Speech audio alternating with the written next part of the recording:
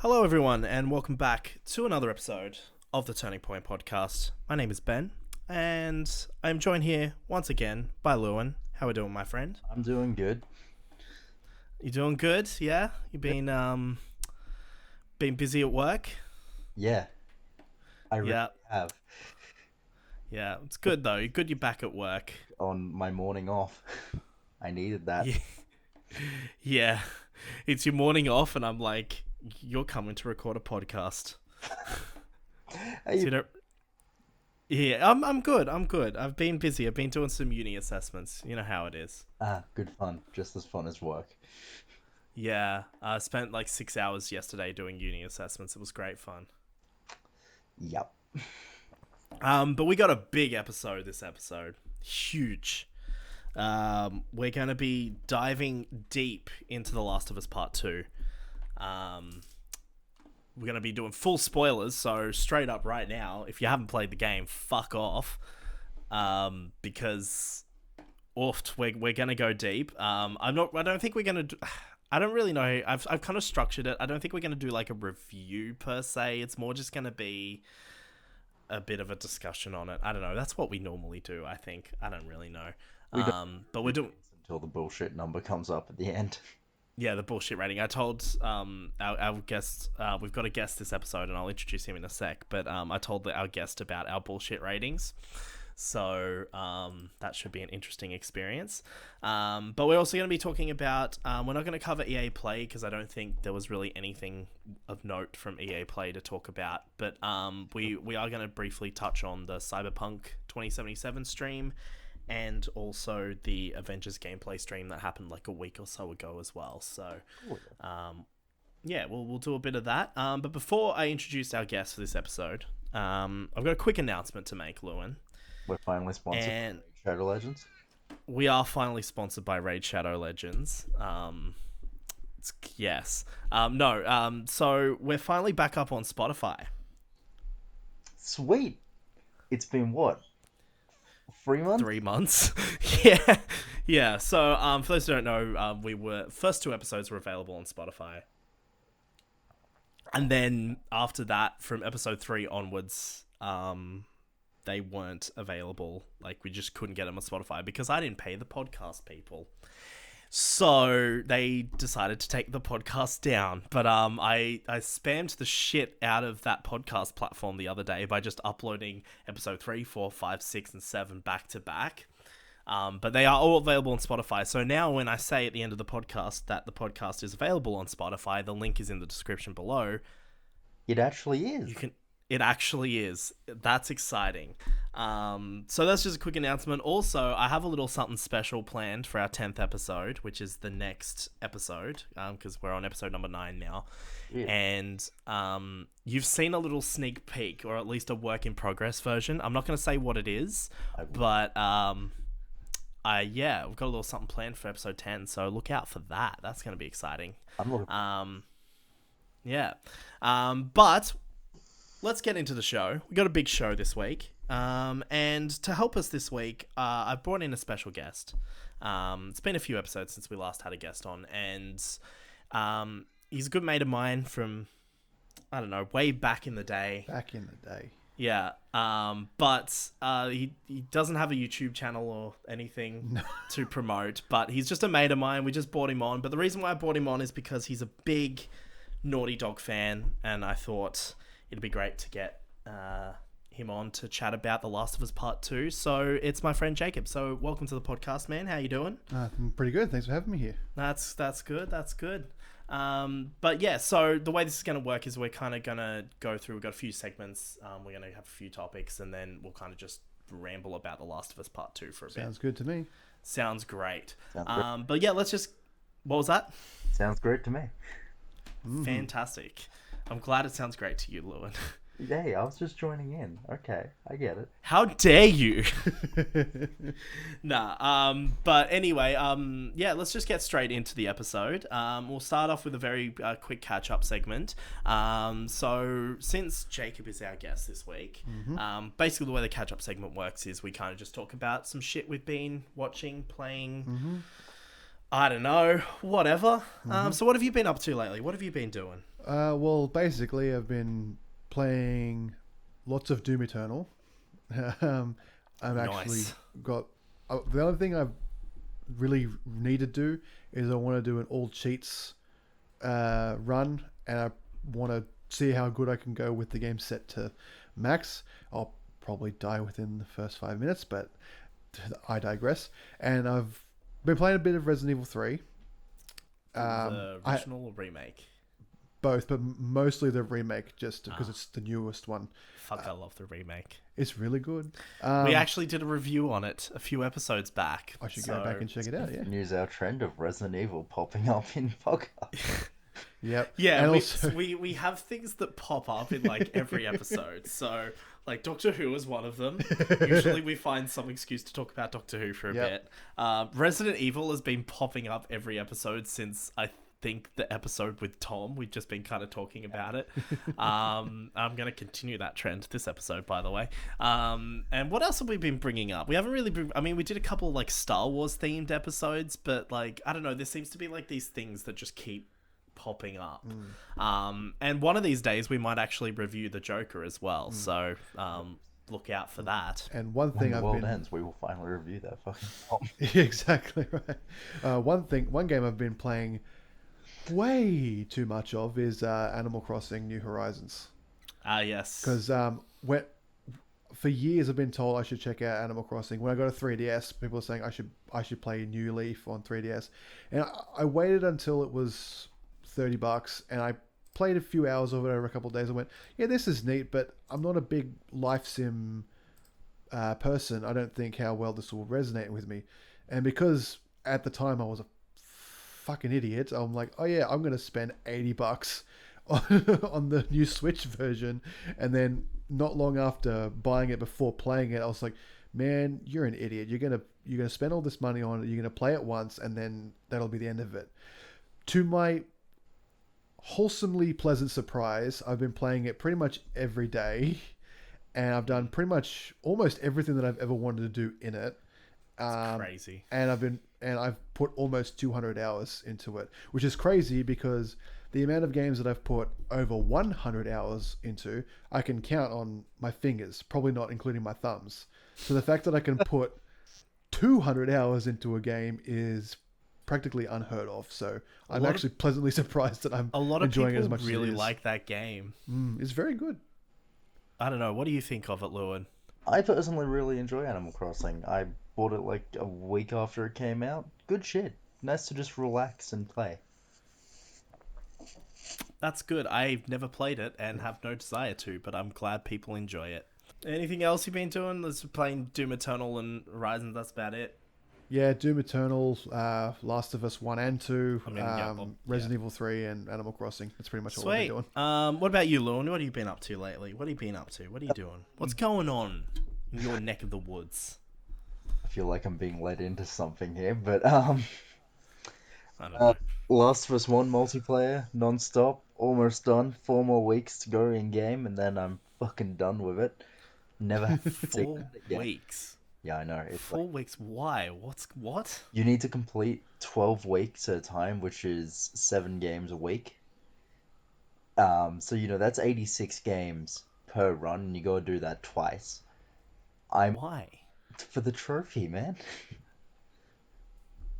Okay.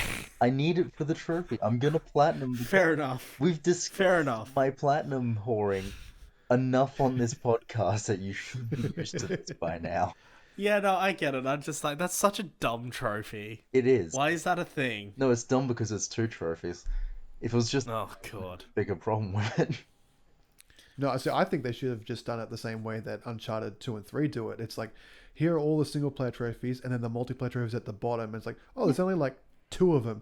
One of them is for winning a match, and the other one is doing a co-op mission. It would have Like, been just so do that. lovely. It would have been. Yeah, exactly right. They're fucking dragging out. I just, yeah, I think I've said this before, but the only game I've ever felt like platinuming is Shadow of the Tomb Raider, and I still didn't bother doing that. So I've got about Go over that one. 10, maybe 20 platinums. I can't remember. Yeah. I got The, a few. Most of them I are just- for platformers like Jack and Yeah. Daxter and stuff. Like, personally, I just don't care about trophies. So So I'm a bit of like- a nut when it comes to that shit. I look at the thing and go, yeah, cool.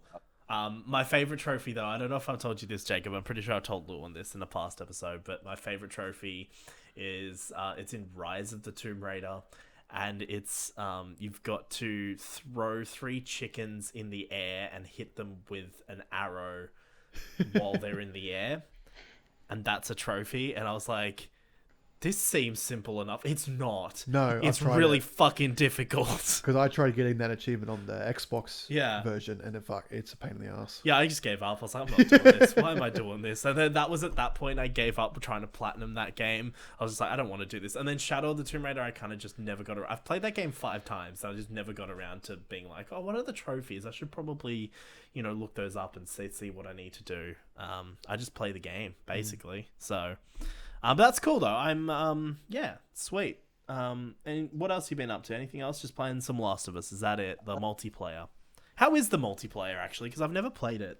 Fairly decent. Like, it feels like more than just a tacked on multiplayer, but not fully developed either. So that middle ground where it's pretty alright. It's good.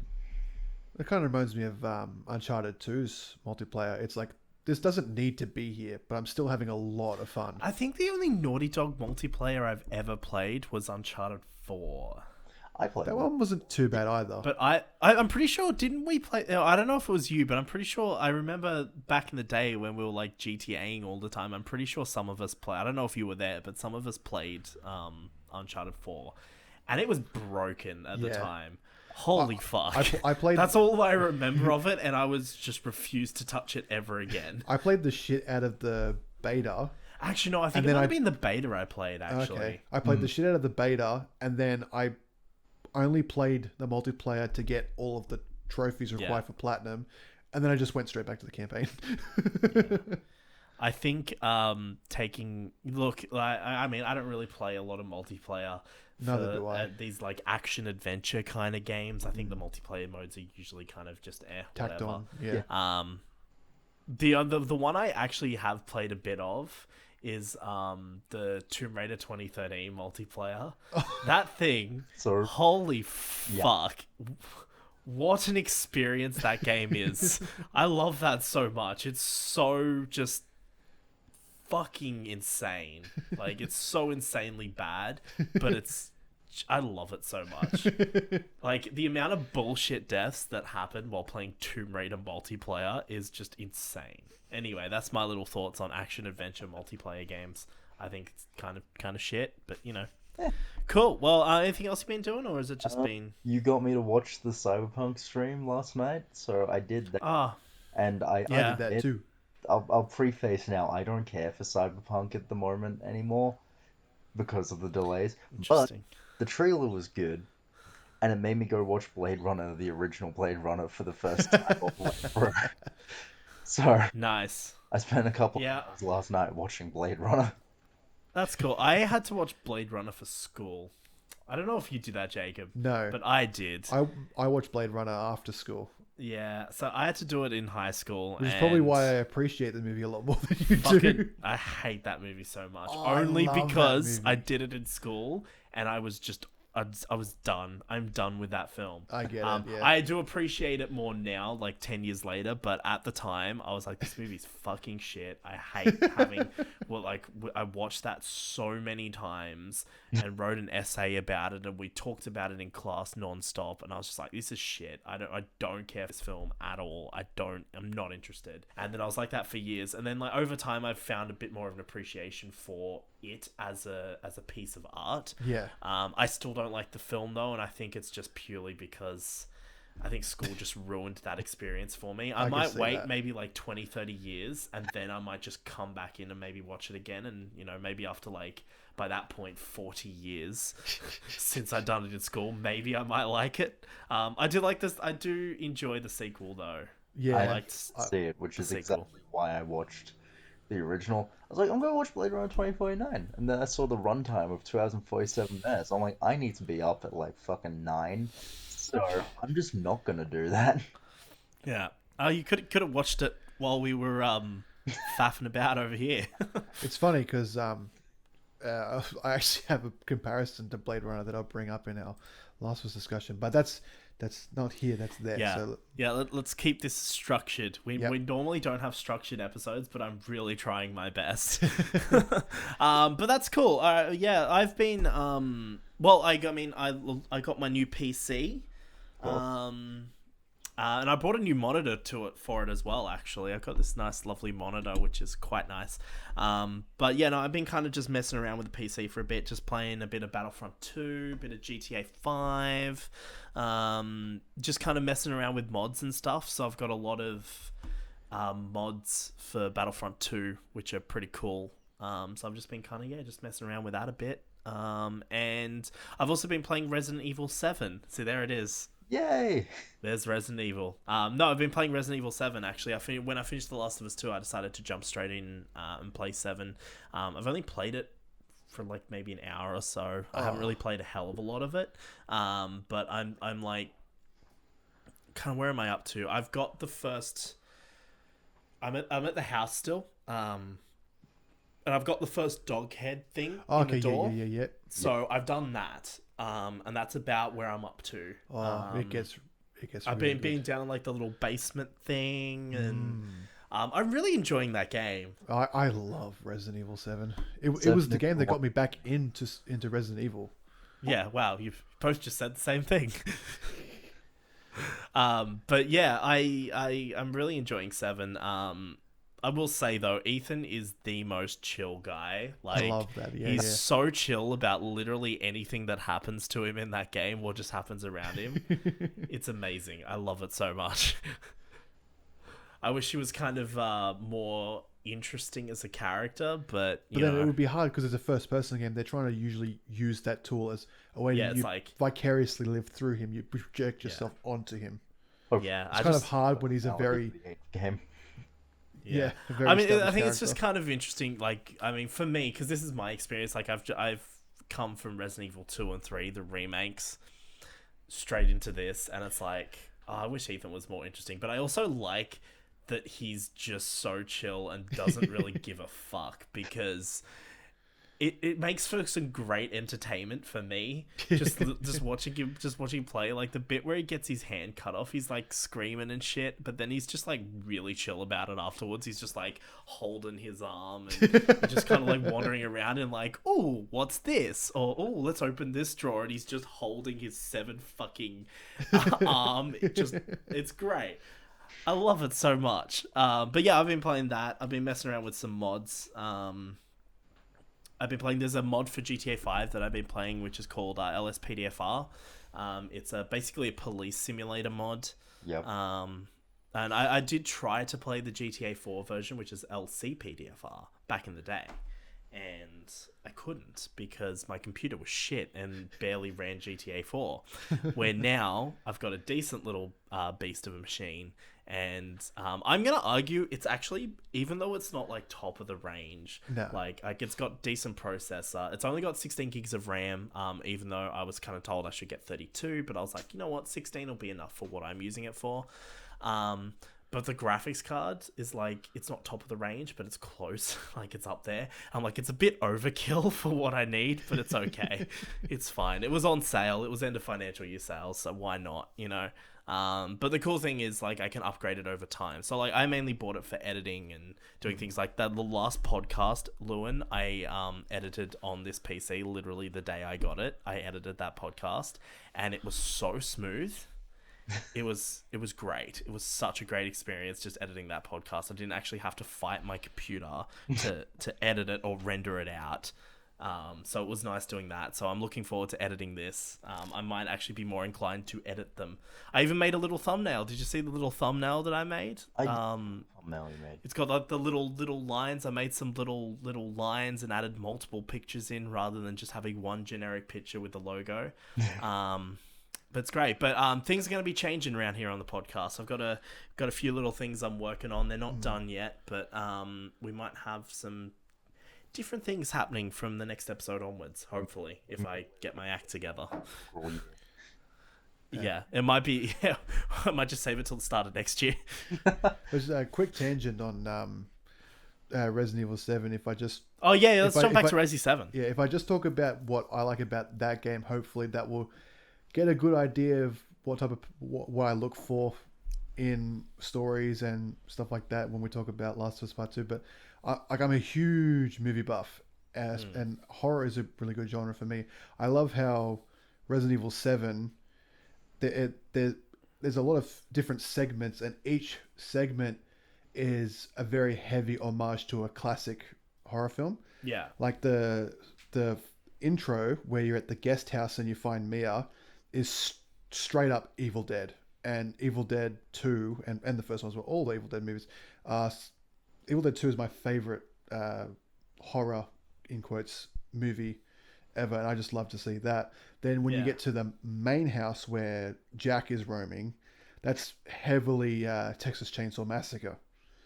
And then when you're in the boathouse or the house, whatever it's called, it alludes to a lot to John Carpenter's The Thing or something like that. And then further on in the game, there's a lot of allusions to stuff like The Ring and stuff like that.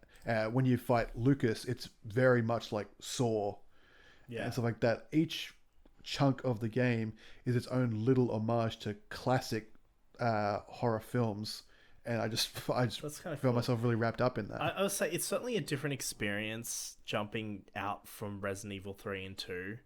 Yeah. But I will say one thing, like it's actually because I'm kind of wandering around, like, because it uses the same, you know, because like again I can't speak for the other games because I haven't played them, right? But in regards to the remakes and that, like it's, you know, through spending so much time in the police station, in Resi 2, and, you know, like having all the different areas of that, you know, I'm kind of just wandering around the house with the same mindset. It's kind of like, okay, I get how this works now. Like, you know, so I'm finding it really easy just to kind of just wander around the house and check each room, and I'm like, oh, that's useful. I need to somehow find a way into that. And then, you know, like, for example, you got to get that, like, what is it? The broken shotgun. Yeah. From Which is a puzzle from the first Resident Evil. Yeah, so you got to get that to put on the statue so you can take the real shotgun, right? So I was like, okay, cool, we got the real shotgun. Okay, cool. So, and I was just wandering around, and you know, you walk into that kind of room next to the thing. It's like, oh, there's a shotgun in there. I'm like, okay, so now we've got to get into there. And then I looked at the door, and I'm like, okay, so we've got a big fucking, I think it's a scorpion, I think it is, on the door. And I'm like, okay, so obviously that's a key. So, okay, I get that. Right, cool. So now we go. And then I'm just like wandering around. I'm like, okay, so where would we go to find the key? And then there's like that little puzzle that opens up another part. You go through the wall, and there's like another part of the place. And then you go down the basement, and you do all that. You get the key eventually. And it's like, okay, great, cool. Back up. Get the shotgun. You know, it's like I get how to play it now. So I'm not finding it. Where when I first played Resident Evil 2, I was like a little overwhelmed by the police station. Like, I was like, this is a lot. Like, it's a lot. It's a big place, and there's so many like little nooks and crannies, and you know, I think it's really cool. So yeah, I've just been having an easier time playing it just because I have played that now, so I kind of just get how it works. Like I said, I can't comment on any of the other games because the only one I've played is 5, and I barely remember that. The only thing I remember about that is how it ended for me. But yeah, no, I'm pretty keen, so I'll be interested to jump into some of the other games. I actually bought all the Resident Evil games on PS4 that are available to buy, actually. Which are pretty much all the ones that you need. So I've got Code Veronica. Well, I mean, I already have... sorry, that's a lie, actually. I don't have Resident Evil 0. I didn't get that. But if it makes you feel any better... Oh, sorry, you go first. But I do have... I have the Resident Evil remake from way back when it was available on PSN. Yeah. And I've got 2 remake, 3 remake, Resident Evil 7 now. And I also bought Resident Evil 4, 5, and 6. Yep. And I also bought Code Veronica X as well. So, I know, Lewin, you said you're going on a bit of a Resident Evil binge. Maybe I might be doing the same. I did. Remember, I finished 1 in fucking 2 days. Yeah. Christ. So that's cool. Well, I'm glad we're doing some things. Doing bits, as they say. But yeah, I think we should move on. And Lauren, you brought it up before, but let's just go. We'll go quickly through these, just because I think we want to get to the meat of the episode. But we've recently had the first episode of the Cyberpunk 2077 stream series thing. Night City Wire revealed a little bit more about the game. Not as much as I think, because we're going to talk about Avengers as well. Not as much as Avengers, but yeah, I we got a new trailer, a look at some new mechanics, and I'm just going to mention this because we really know nothing about it, so I'm just going to mention it now, but they also announced a new anime series on Netflix called Cyberpunk Edge Runners, which will be released in 2022 for some reason. It feels odd to announce it right now. That. I'm pretty keen. Like, I'm generally keen for, like, that. I think that'd be cool. I'll wait till I play Trigger. most of the game before I give an educated decision on yeah, whether look, or to not be I wanna honest, watch the show. I'm probably still going to be playing the game in 2022, so... If the free is any. Yeah, I haven't finished Witcher 3. Oh, I finished Witcher 3. I haven't played the DLCs yet. So, yeah, I'm probably still going to be playing Cyberpunk in 2022. So, we should, should be fine. Maybe I won't watch it just in case it's, like, something that spoils the game for me or something. I don't know. I'm pretty excited for Cyberpunk, though. But, yeah, that's a new anime series coming out on Netflix in a couple of years. So, yeah, there's really nothing to say about that other than the fact that it exists. So, good shit. But we got a new trailer. And I just want to get you guys' overall thoughts on Cyberpunk 2077 kind of so far. Before we kind of dive into this episode of Night City Wire. I kind of just want to get your general thoughts and opinions. So, Jacob, you can go first. Well, I guess I'm eagerly awaiting it. I don't know how I can really say it. I'm not a big person that buys into hype unless it's by Naughty Dog or Rockstar Games. So when I see, it doesn't matter how good the trailer is, I'm like, oh, that looks pretty good. And then but most of the emotion that I will feel from a product will come from actually playing it myself. So I'm withholding most thoughts on Cyberpunk until I've actually played it, which is a ways away now. Yeah. I think it looks great. Oh, it looks fantastic. Night City looks incredible, and we got to see a little bit more of that in the new trailer as well. It just looks fantastic. I just want to get lost in that world. And plus, I'm also like a sucker for cyberpunk things. Like, I recently did an essay. I talked about it a few episodes back in the catch-up segment, but I did an essay for uni on French cyberpunk films. So I watched like a heap of French cyberpunk-ish films. Some of them weren't exactly cyberpunk, but I could get away talking about it. I just find it so funny. I don't mean to, but I just find it so funny. It's like, I'm a sucker for cyberpunk stuff. Doesn't like Blade Runner. Now, I guess Blade Runner's more neo-noir. Here's the thing. I like how Blade Runner looks, but just understand that I did it for school, and school ruined that movie for me. Okay. No, I just thought it was funny. I don't think it's a bad movie. I'm just saying it's ruined it forever for me, and I'm sorry. I know. I'm just Stop the trying But I to. do. I'm trying to be funny. You go back to what you were saying. Fuck, what was I saying? Oh yeah. And during that time, I actually watched The Fifth Element for the first time. Never Really? watched For the that first movie. time? Yeah. Very interesting, that movie, especially when you look at the cyberpunk genre and how it really subverts that genre quite a lot. But yeah, so I like cyberpunk stuff. I mean, obviously, like, I'm massive Ghost in the Shell fan. Like, Ghost in the Shell is like one of my favorite things. It probably would be my favorite thing if Orphan Black and Doctor Who didn't exist. But, like, it's one of my, I love that kind of thing. So I've always been on board with this game, right? Like, I've always been, I can't wait to play this because I want, like, a fucking cool cyberpunk game. It's first person, so it's going to be really immersive. And it looks really immersive. Like, that's the thing. Like, it looks immersive as fuck. So, in terms of the actual gameplay, I mean, I would prefer it not to be a first person shooter, but, it is what it is. But yeah, I don't know. What do you think, Lewin?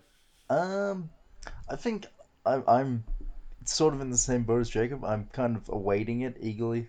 Sort of eagerly waiting it. This trailer brought back some of my lost hype. I was originally hyping the game up, and then as they kept delaying it, I was just like, I don't care anymore. Yeah, I mean, I mean, the delay this year, I guess, makes sense. I mean, I don't know about any of the other delays because I actually haven't been following it, to be honest, too much. Like, I've just watched like the E3 trailers and stuff. So I was pretty hyped, but I'm not gonna lie, I'm actually glad it was delayed this year till later in the year because like both that and Avengers were coming out at around the same time, and now they're a couple of months apart, which is really good.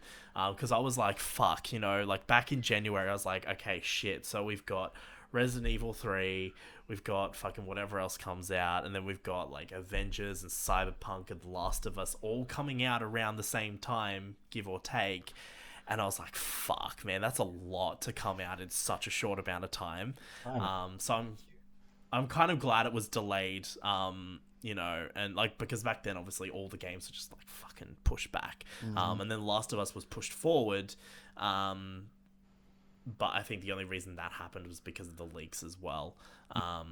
But so now they're a little bit of time apart. You've got Avengers coming out, I think in September.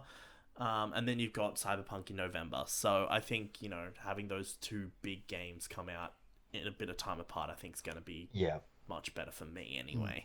But yeah, no, I don't know. I'm pretty keen. I guess I've just come out of The Witcher 3, so I have a lot of like, I guess, hype and expectation for CD Projekt Red and what they do. So one thing I love about CD Projekt Red is like, a lot of like other ones like Rockstar games, or maybe not Rockstar games with all the GTA Online and stuff like that. But yeah, that's also like Take-Two as well. But like Naughty Dog and stuff like that, and specifically CD Projekt Red, these are guys that know how to take care of their fans.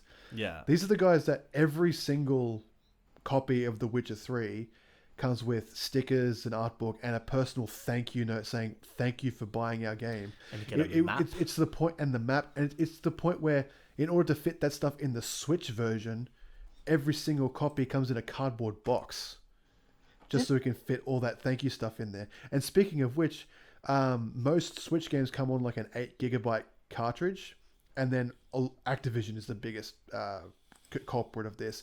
They'll put 8 gigs worth of data on the cartridge, and then they'll say, oh yeah, and the day one patch contains the rest, which is like 16 gig. And I'm like, are you serious? And then CD Projekt Red goes, no, we know how to sort you guys out. We'll be able to fit the entire game on a single 32 GB cartridge. No day one patches, no extra unnecessary updates. The whole game is on the cartridge. You bought the cartridge, you bought the game. Here is the game. This is the physical product of the game. Thank you for buying our stuff. And I just think, man, thank you. You guys are the real deal. You know how to take care of your fans. I remember because I wasn't expecting any of that shit when I opened up. And when I say shit, by the way, I just mean things. I don't mean actual shit. I just mean like I wasn't expecting any of that stuff. When I bought the game, like I just bought the Game of the Year edition. Actually, no, I didn't even buy the Game of the Year edition. That's a lie. I bought just the game, and I was like, okay, cool. And then I opened it up, and I saw that little thank you note, and I was like, oh, that's nice. Yeah, I think that's cool. I like that. But yeah, no, I'm like, I don't know, like So the thing with Cyberpunk for me is it's probably going to become my next like big project game. Like I've been playing The Witcher 3 since 2016, and I only finished it this year in January. So and that was, by the way, I didn't even do everything you could do in that game. Like I started out playing that way, and then when I realized that it's been 3 years and I've been playing it on and off and I've barely touched anything, I decided to, towards the end, I started just going, okay, I'm just going to do what I need to do to help me in the quests. So I did look up a few guides and stuff to be like, okay, what are the important stuff side mission wise that I need to do right now? And then I'll just leave everything else for later. So Gwent. Yeah. See, here's the thing. I failed the Gwent quest because of that one fucking mission where you have like there's like it's like the party or whatever it is. Okay. And there's like the dude sitting there and you can challenge him to play Gwent, and I didn't do that. So as soon as I finished that quest, it's like, oh yeah, you failed this Gwent quest, and I'm like, fuck. I was like, you serious? And then I'm like, I'm not. I don't want to play that quest again just so I can play Gwent. So I was like, okay, I'm just going to accept the fact that mission has failed, quest has failed. It's fine. We'll just move on. I'm not a big Gwent person. I tried playing it for the first couple of hours of the game, but then I just stopped. I just couldn't get into Gwent itself. And then every time someone challenged me to Gwent, I'm like, I don't know you. Fuck off. Fuck off. I'll admit, I loved Gwent. I'm a fan of Gwent. I've got 4 physical packs that I got with the DLC expansions. Yeah, I actually have right behind. I've got a Witcher Gwent card set, which has all the it has like a little playing mat that you can organize and put your cards into, but it's got all the factions and everything, and they're really nice cards. I bought it from Supernova a couple of years back, and or was it Comic-Con? I can't remember, but it cost a little bit of money, but it was good. Actually, you might have been there, Jacob. I think I might have was. bought it when I was with you, actually. Yeah. But yeah, no, it was. I've got that, and that's cool. Like, I never use it. I've used it a couple of times. I've actually played a few games with mates and stuff, but like, I barely use it. I just glad I own it. Like, the cards are so nice, and oh, it's great. Anyway, we're talking about Cyberpunk here. So we got the new trailer. So, what do you guys think of the new trailer? Interesting. Yeah, so that new trailer is literally the prologue of the game too. Which, it's the start of it, and there's so much in that trailer. Yeah. We're not going to break it down because holy fuck. There was multiple people. There was some stuff, but one thing I do want to talk about actually is we did get a first little glimpse at the Badlands during the stream. We saw it in the trailer at first. So I didn't expect any of that because I'm trying to stay away from. Yeah, I'm sorry. I was trying to stay away from most trailers, but I was pleasantly surprised when it's like, oh, here's the Badlands. I'm like, wow, this game has sunlight. That's awesome. Sun? What? Car gameplay looks great, and the Badlands kind of reminds me of the Crew/Forza car gameplay when it's out there. Yeah. Just from like the angle and everything's working at. I actually kind of prefer the desert look to the city look. Weirdly. Okay. It's actually interesting because I'm noticing a lot of like cyberpunkish things are now incorporating like deserts and daytime and shit now as well. Because Ghost in the Shell Standalone Complex 2045 starts out. The first episode is in San Francisco, I think. I'm not sure where they are, but it's like a fucking like desert. And that's how they kind of start out. So, like, the very first episode of that show, like, you're so used to Cyberpunk and so used to Ghost in the Shell looking a certain way that you start out in bright sun daylight. It's like the middle of the day. The Major's just driving this fucking 4-wheel drive thingy just down a road in this, like, desert landscape, drinking a beer. And it's just like, the fuck is this? This is not Ghost in the Shell. But, I've noticed that a lot lately with, like, cyberpunky stuff. Like, even, Blade Runner, I think it's a nice contrast. Yeah. It does. I think it's adding something nice. I mean, like, I remember in Total Recall, the remake. I mean, I haven't seen the original, but the remake original was much better. Like, had that like big kind of like deserty area, kind of like, I wouldn't say it was a desert, but it was like this like post-apocalyptic kind of area outside the city. So that was kind of cool as well. But yeah, I'm noticing it a lot, and I think you said it provides quite a good contrast, and especially in that trailer, like a lot of the places, it's. I mean, we have seen that city at daytime as well, but a lot of that trailer was like at nighttime, right? So you add that kind of daytime element in, and actually looking at the Badlands gameplay, because they did actually have a little bit about the Badlands. It seems like I can't remember to say, because I think the city has 6 zones, and then the 7th zone is the Badlands, but the Badlands surrounds the city. Huh. I think that's what I got from that. It's not like a little area. It's like all around the city. Yeah, that's what I got from that. So the Badlands must be fucking massive, because they said there's going to be a lot of stuff to do out there, and they've also said the gameplay is going to be very different in the Badlands compared to the city as well. So it must be fucking huge. Like, because we already know the city's going to be big. Yeah. But, like, man, I'm excited. I just want to go. I really hope there's, like, some cool moment. Although the Badlands is actually in the prologue of the game. So, okay, I want to talk about the prologue quickly, actually.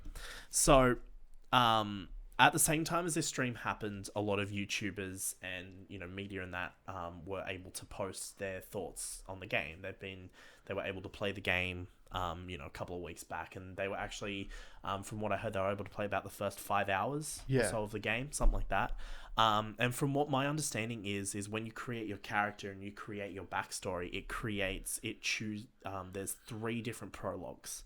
Huh. Well, there's one prologue, but there's 3 different openings, right? Okay. And I think one of them you start in the Badlands. So depending on what choices you make in terms of your character bio and your character backstory will depend on which start to the game you get. That's cool. So that's probably why that trailer has so much in it, because it's there's 3 different starting points, but then there's also the point where they converge, and then you have the kind of game go from there in the prologue. So that's going to be interesting. I think that's kind of cool. Everyone who plays kind of it a is more gonna in-depth Mass Effect thing where you could be the war hero, the survivor class. Yeah. So, but I think everyone that's going to play is going to have that different experience. It is nice when RPGs go that route. Yeah, I mean, to be honest, I'm not going to make another character so I can experience the other stuff personally, because I'll be too committed to one. I'll probably just watch the other ones on YouTube or something. Yeah, so the whole purpose of an RPG is that, unlike character-driven games such as the one we're going to get into, the whole point of an RPG is you're supposed to vicariously live through your character and experience their world as if you were them. Well, I'm looking forward to character customization. I'm going to spend so long customizing my character. I remember in most character customization games, I spend an absurd amount of time customizing my character. An absurd amount. And I don't even make silly things. I know a lot of people like to make silly characters because, it's a bit of a laugh. Why not? I know Barjo is one of those people from back in the good game days, just constantly fucking his Mass Effect, his Commander Shepard is just the stuff of nightmares. Now, do you know what's but for funny? me, I'll just quickly finish my point. For me, I just I spend way too long because I want to make a good looking character. I just Now, anyway. Do you know what I do with character customization? I try and do my absolute best to make my RPG character look exactly like me, and I almost never even get close. Not my character that I created for Skate 3 back in the day does look like a 17-year-old me, but my Mass Effect character, it looks like me if I was fucking hitting the head with a spade. Oh, I love it. I have a very particular look. So I actually made in Mass Effect, I made both my Ryder and Commander Shepard look pretty much the same in the sense that they had the same kind of features. I wasn't happy with how my Ryder turned out, but I also wasn't invested enough to change that. But because I kept that kind of Commander Shepard iconic hair. But yeah, they both look the same. But I try to make the similar sort of characters. Sometimes I try to make other characters as well. Do you know what's weird though? Is I spent so much time in Destiny customization, and there's barely any customization in that time. But I just couldn't decide how I wanted my character to look back in Destiny 1. So I spent a good solid hour or more just on that screen, and there's barely any customization options. It's great. I just love character customization. What not? I spent ages making my GTA Online character, and I constantly change her all the time. And there's also ways you can also get back to the character select screen, so you can actually completely customize the character as well without affecting your progress or creating new characters. There's ways to do that. So, but good times. Good times. Love character customization. The other thing I want to talk about is Brain Dance. So this is the Arkham Knight, or the Batman kind of detective mode. Oh, good. Kind of mechanic. I put down in my notes. yeah. It's basically the same thing. So essentially the way it works is you can kind of, I guess, access memories, sort of recordings of events that happen, and you can kind of somehow move around that space, and you can find clues and things. There's different tabs. They call it an editing mode, which I think is kind of cool. But you can find different tabs. There's tabs for audio and tabs for this, tabs for that, and you can kind of go and find different things. But I thought it was cool in like the demo. They were like, the guy's robbing the store or whatever, and then at the end he gets shot. Yeah. And then they're like, "Fuck, this is gonna die too." Sorry, I'll just keep going. But yeah, he gets shot. So at the end, you can. Like you can go to like the security camera monitors, which I think's weird. Like, why wouldn't you just hack the security camera? Like in Watch Dogs or something. Like, why wouldn't you just do that? Why do you need to go to the monitor? Anyway, it doesn't matter. So you can go to the monitor and Fucking Outback did it. yeah, and then you can kind of see it, and you can see the security camera footage, and it's kind of cool, and I like that. So I'm pretty keen. Apparently, that's going to be very story focused. I spent ages trying to figure out. I was immediately like, oh, that's like Arkham series with the investigation mode. And I was like, there's something else here. And Jacob actually said a couple of minutes ago. It came to me, I was like, it's fucking Watch Dogs. Like, we can hack into the security cameras to look inside the apartment and try and figure out what's going on. Yeah. So I never played Watch Dogs, either of them. I don't know, is there 3 games now? There's still 2. two? I played a metric shit ton of the first one, and I'm like, I don't know why people don't like this game so much. I think it's pretty cool. And then 2 is even better, which is funny because I only played it twice, and I didn't. Yeah, I did finish the exact same thing. I really need to go back and play because from what I did play, I'm like, oh wow, this is better than the first. Yeah, I don't know. I just never. There's no real reason for it. I just never played it. It's funny because you're a huge Assassin's Creed fan. Yeah, I know. And I was like, the fuck, two I wanna franchises play are this. connected. I know. I wanted to play it. I actually was pretty keen to play that game too. And then I just never played it. I don't know why. It just never happened. I don't know. These things happen sometimes. I don't know. What can you do? I'm not going back to play it now though. Fair enough. I'm not doing that. It's too late now. If I haven't played it by now, it's too late. No, I'm gonna. One With of that these days said, go I back had to the 2. same logic about Doctor Who: The Eternity Clock, and I played that. So we'll see what happens, eh? But yeah, I'm pretty keen. Like, I mean, I don't know. Like, I'm kind of in a different camp to you guys. Like, in the sense that, like, for me, I'm pretty keen to play this. This is probably the thing I'm looking. I think this is the thing I'm looking forward to most. Like, to be honest, I actually forgot The Last of Us 2 was coming out this year until it was delayed, and I was like, oh fuck, that's right, that game comes out this year. But like, I mean, if I remembered that was coming out, that probably would have been my like, oh fuck, but like, I'm so hyped for Cyberpunk. It's like the only thing I care about. So no, I'm pretty keen.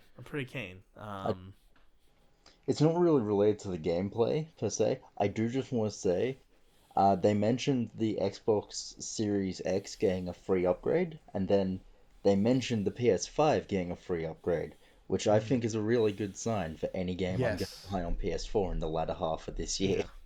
What about the PC2 upgrade when that comes out? Oh, You never heaven get forbid they don't include They don't that. care about PC2, Ben. You need to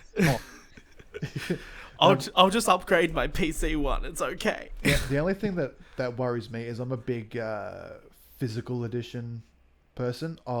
Likewise. Because Australia's That's something I want to actually. Because Australia's internet speeds are pretty shit, and I just can't be fucked to download the same amount of data that I can transfer from a disc. Yeah. So you're not going to get the digital edition of the PlayStation 5.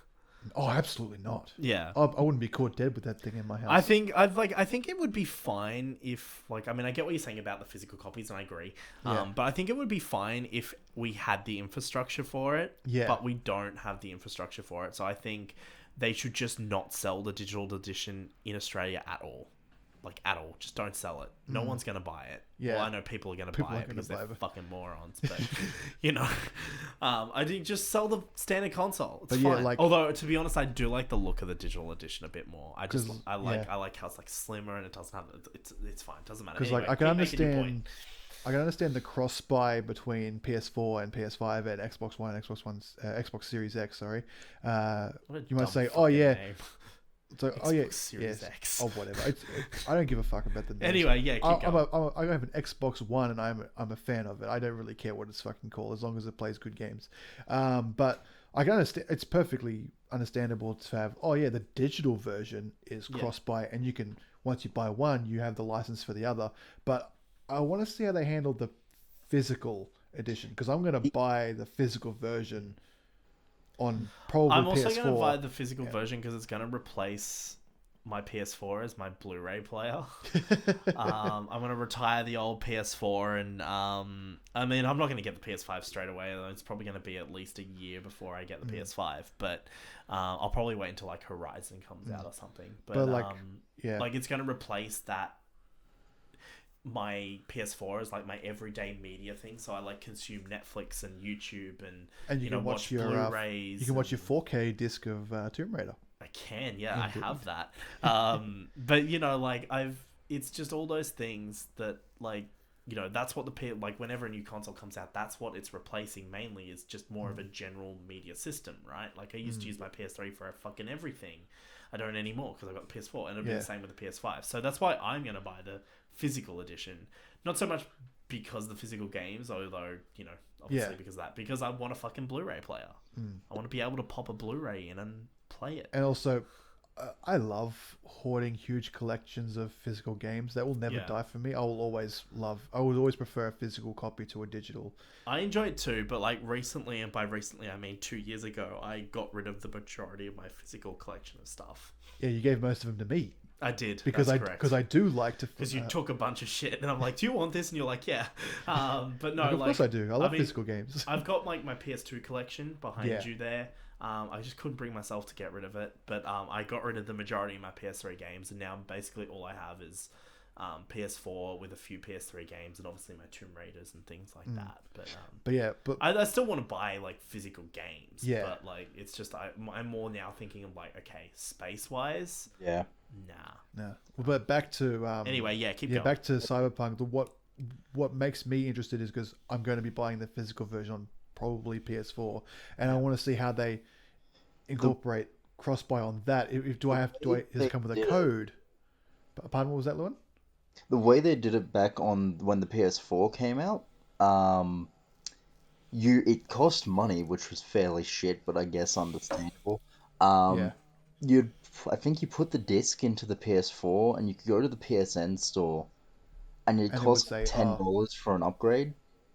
Oh, that's fine. Yeah. Although now they're saying like free upgrades. They're saying you can just upgrade it. So I think you'd be. So if I could put the PS4 disc into the PS5, it'll say, "Hey, do you want to get the PS5 version like, free?" Hey! Like, yes, thank you. This is what I want. Please do that. PS5 has been said to be backwards compatible with PlayStation 4. So I think what it'll be is it'll be probably like an upgrade graphics wise, but you just keep playing it on the PS4 disc. Yeah, that's what I meant. And maybe you could then put it back in your PS4 as well and play that, but then, you know, why would you at that point? But if PS5 is backwards compatible with most games, you know what I'm really excited for? Last of Us Part 2 in 60 frames per second. Oh, I tell you what. You know what's funny is Bwendell's always talking about, you know, I told this story once, right? I was going to play a game with Bwendell. I really hope Bwendell doesn't listen to this podcast. We talk a lot of shit about him. But like Bwendell was, he was like, "Oh yeah, we'll play some games." He's like, "But I'm not playing Destiny 2 because I can't stand that game in 30 FPS." I'm like, okay, settle the fuck down, you PC scrub. I've got a PC now. I have Destiny 2 on PC, and let me tell you, I've got a monitor that looks really great. And let me tell you, playing Destiny 2 in 60 FPS is really fucking nice. But yeah. Anyway, what were we talking about? The backwards compatibility. Yeah. I know. Is that it? That's pretty much all. Cool. So, Eva, Cyberpunk. Let's talk about Avengers. Yeah. So this is an interesting one, because this is basically Destiny, but with Avengers. Yeah. It's a live service game, which I'm all for. I like live service games like Destiny. I've never played Anthem or anything like that, but like I do like Destiny. But like this game reminds me of Destiny so much, like even down to like the menu. The gear system. Yeah, the gear system, the stat display, everything looks just like Destiny. But I don't know, I'm pretty interested in kind of where they're going. I think I haven't been that interested in this game up until probably this event. Because I watched the story trailer and I'm pretty... Because all they've really shown about the story is more just like, his A Day, you know, Yeah. and here's what happens with A Day, and we've seen like a little bit about what happens afterwards. But this kind of event dropped a lot of stuff. You know, they dropped kind of like who the main villains are, and you know, kind of we saw a lot of what the story of the game actually is. And I'm not gonna lie, I think it looks pretty interesting. I like the idea that, you know, the Avengers are kind of, you know, all disbanded, and you know, it's kind of like that, you know, kind of thing of, you know, like people don't trust them, or you know, like Yeah. whatever. But I like this idea about them coming back together. I like the idea about what's her name? Kamala Khan. Yeah, Kamala. I like. I keep thinking she's Camilla for some reason. I don't know. Anyway, Too much of a Tomb Raider fan. yeah, probably. And yeah, so like I like the idea of her like kind of coming and bringing. I like the idea that they're gonna be exploring like Inhumans, Yeah. things like, because I remember when the MCU did Inhumans, and it was meant to be like the MCU's version of X-Men because they couldn't use the X-Men, but then they did the Inhumans show as well, because they did the Inhumans in Agents of Shield, right? Yeah. So like that was a big part of that show. And it was just meant to be like, yeah, this is the X-Men, but we can't call it X-Men. Yeah.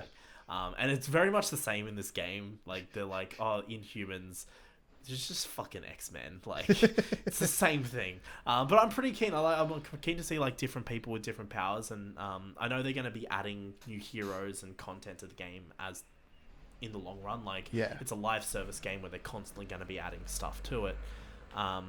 So I am pretty keen to see what kind of Inhumans they add, because they are drawing from a lot of comic book reference material for this game, and yeah, I'm just pretty excited to the story. I think the story's interesting. I'm not gonna lie, I know nothing about MODOK as a villain apart from what he looks like, so this is going to be an interesting experience. And, I know a bit about him from the cartoons and stuff. Yeah. I've never read any of the comics with MODOK in them, but I just think it's an interesting choice for a villain. Yeah. I mean, you know, I guess it's like, you know, to get all these heroes together, like, who do you get, you know? Because they did say that they, you know, they wanted to bring someone new in for, because like one thing that they do talk about a lot with this game, especially in this stream, was, you know, like they recognize that a lot of people are fans of the MCU, right? You know, they know the Avengers from that particular version of the Avengers. They might not be aware of comic books. So, you know, one thing they did acknowledge that, you know, they were trying to find a villain that was new to Avengers fans that they hadn't seen before. And, you know, yeah, I know nothing about him, but it should be interesting. It's him and AIM, which, I mean, he is... Was in the MCU, yeah. AIM, yeah. Yeah, but, what? like, that's the same thing. When was he in the MCU? AIM, wasn't it Iron Man 2? I think so, yeah. Yeah. Wasn't it? Yeah, you're right. It was fucking Sam Rockwell. Sam Rockwell, that's his name. Fuck, I love Sam I've Rockwell. only seen Iron Man 2 once, and that was like 3 years ago. Yeah. But yeah, I'm interested. I just think it's going to be cool being able to play as different heroes, and for different missions and things. And we actually got to see a bit of Thor gameplay. Yes. I will say one thing about this game though: none of the gameplay like interests me, in the sense that like it's just shit we've seen before. Yeah. It's literally just Batman and Spider-Man, but with Thor and Iron Man. I mean, there are a few new mechanics, like obviously with Iron Man, you've got flying and you know, things like that. But in terms of just the base combat, you know, you've got your heavy attack, you've got your light attack. You know, you can string them together with combos. You know, you can unlock new abilities. It's the same shit, but you know, Kind of. I mean, I don't expect every game to do something new. You know, No. like it's fine. It kind of changed around the co-op section, but during the 4 segment of it, while they were fighting, it kind of weirded me out that they said literally nothing while fighting enemies. I've gotten kind of used to, like in Spider-Man, when he'd take down an enemy or something, he'd make some quip about it. Yeah. Yeah. During the entire 4 segment, it was only story dialogue, and it was just plain fighting. Yeah. Yeah, Kind I of. would say, like, I mean, it's an interesting showcase. I'm glad they're showing off like different heroes, because like we haven't seen a lot of Thor. We've seen quite a bit of Iron Man and that in the previous trailers and that. So it's kind of nice that they're just showing a bit of, you know, something different. Like I'm glad we didn't get another Iron Man gameplay. You know, like I'm glad we didn't get like, oh look, here's Hulk gameplay. Like we've already seen that. I think we've seen Thor as well, but like this is more in depth. Like it was just Thor and Well, I'm ready for this because Thor's who I'm playing as when I get the game. yeah, I'm pretty excited to try out all the characters. I'm pretty keen. I'm cautiously optimistic. I'm not a big live service or multiplayer focus type of gamer. But I mean, you hopefully, could just play the single player side. but hopefully the story is compelling enough to pull me through, and hopefully the gameplay. Well, that's what I'm hoping. Actual fighting is more in depth than it looks. It looks a bit simple compared to something like Batman or Spider-Man. Yeah. And so.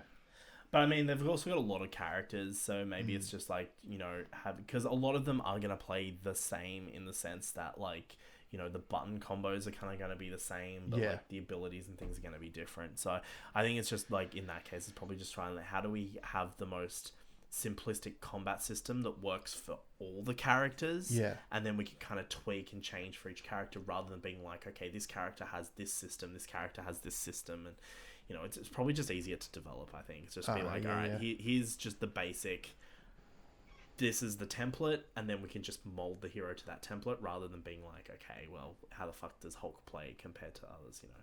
So I don't know. I will say I'm cautiously optimistic as well about the story. Yeah, I'm definitely going to get it because I like Avengers, so... My brother will probably get it because he's read pretty much every single Marvel comic you can think of. He's the type of dude who... I love Spider-Man so much, but he's the type of dude who goes, oh, see that Insomniac Games PS4 Spider-Man game? You know, from one of your favorite developers with your favorite superheroes, stuff like that. He goes, that's mine. I call dibs. He's that type of person when it comes to comics. He's like, oh, I don't care how much you love it. I love it more. It's mine. So even if I don't buy it, he will. So yeah, I'm at least going to play your own copy. I don't give a fuck about that. Yeah, you do it like obviously later on in the later stage. You could just be like, I just buy my own copy if you want to revisit. Like I haven't finished that game. What? I played like a bit of it. I even did all the DLC trophies. Yeah, no, I even did New Game Plus on the highest difficulty because once you've gotten all of the character upgrades, it doesn't matter how hard you make the game. Once you're fully maxed out, it's pretty easy. So I got every trophy. I plan on revisiting it at some point, but it's like that and Red Dead Redemption 2 are like the two games I kind of missed. Just because I couldn't afford games at all in general. I couldn't afford anything at the time. So I kind of just skipped those games. I did play a little bit of Spider-Man, and, you know, I played a little bit of it. I played a good few hours of it, and I do enjoy playing it. It's fun. But I don't know now if I'm going to revisit it. Maybe if I get the PS5 and there's like a remastered version, I might. But at this point, nah, I'm good. I'm good. I had my fun with it. It's a great game. But yeah, the other thing was the co-op mode, or war zones. I'm a little confused. Are they the same thing or are they different things? I don't know. They kind of presented them together. I think they're different things. I think Warzones is more wave by wave clear through something sort of game. Yeah. Co-op is more mission gameplay. Yeah, okay, that makes sense. I know, because they kind of just showed them both together and it kind of just blended into one. Through that. Yeah, they did, didn't they? That was like the big thing for this episode as well. Like, it was the big thing. It was like, oh, we're going to show off co-op and that. And then they kind of just skip past it pretty quickly. They spent more time talking about cosmetics than they did about co-op. About the cosmetics. One, I love all the outfits they're shown. They're great. Yes. Two, they mention, I'm really hoping the outfits are purely cosmetic, because they mention buying that shit on a marketplace, and please stop. Yeah. I'm fucking done with microtransactions. Yeah, we'll see what happens. But like, I'm gonna get this game regardless, and I'm probably gonna play it regardless. I'm looking for Discount Sam Jackson and Bearded Hulk. I really like Bearded Hulk, actually. Yeah, Bearded Hulk's great. I like how Nick Fury pops up in the trailer, and my first thought was, that's not Nick Fury. Don't lie to me. I'm pretty excited. I think it'd be a fun game. Yeah. Maybe. Who knows? Maybe it'll be shit. I don't know. We Look, don't know really. that even if it's shit, it'll probably be fun with friends. So I'm counting on that. We'll see how it goes. Alrighty, boys. The big one. The This big is one. it. This is what we've all been waiting for. Last of Us Part 2. We've been waiting for this podcast 7 years in the making. This podcast has been... We created this podcast solely to talk about Last of Us Part 2 when that came out. This should have been our first episode. No, so The Last of Us Part 2, that came out a few weeks ago now. We've all played it. I'm pretty sure the majority of everyone's played it by this point, so we're just going to go in spoilers. Yep. Now, there is a lot to talk about here, and I feel like I'm going to have a bit of a differing opinion to both of you in regards to this game. But I just want to kind of start... oh, fuck off, phone. Jesus. I just want to kind of start with just a general kind of... I've structured this review, so we're just going to kind of go over it. So, yeah. So, first off, I just want to kind of talk about kind of, I guess, each of us, our kind of like general thoughts and expectations going into the game, and then kind of like just our impressions. You know, Yeah. like how did what impression did the game leave on us, and like not go in depth because we'll do that later. Yes. But yeah, Lewin, you wanna start on that one? So when the game was first announced, obviously I love The Last of Us 1. Much like Jacob, I absolutely fucking adore Naughty Dog. And I was hyped as shit for Last of Us Part 2. And then it went along, it got delayed. All good, these things happen. I might have treated Cyberpunk unfairly compared to how I treated Last of I Us. was just gonna say, Yeah. Now listen here, Mister. I like Cyberpunk but not Blade Runner. okay, There there was a point where we all know the leaks happened. And Yeah. I'd say that's where I really started to get worried. Because I stumbled across the leaks. Some dickheads online were just posting them around being general assholes. And I happened to get in the crossfire of that shit show. And saw... God, that was a shit show too. This whole game's been a shit show. In terms of marketing, yes. Oh, good. We're gonna talk about that in a sec, so that's gonna be fun. The leak, But yeah, and I got really kind of just, okay, I'm not sure I'm gonna like this now.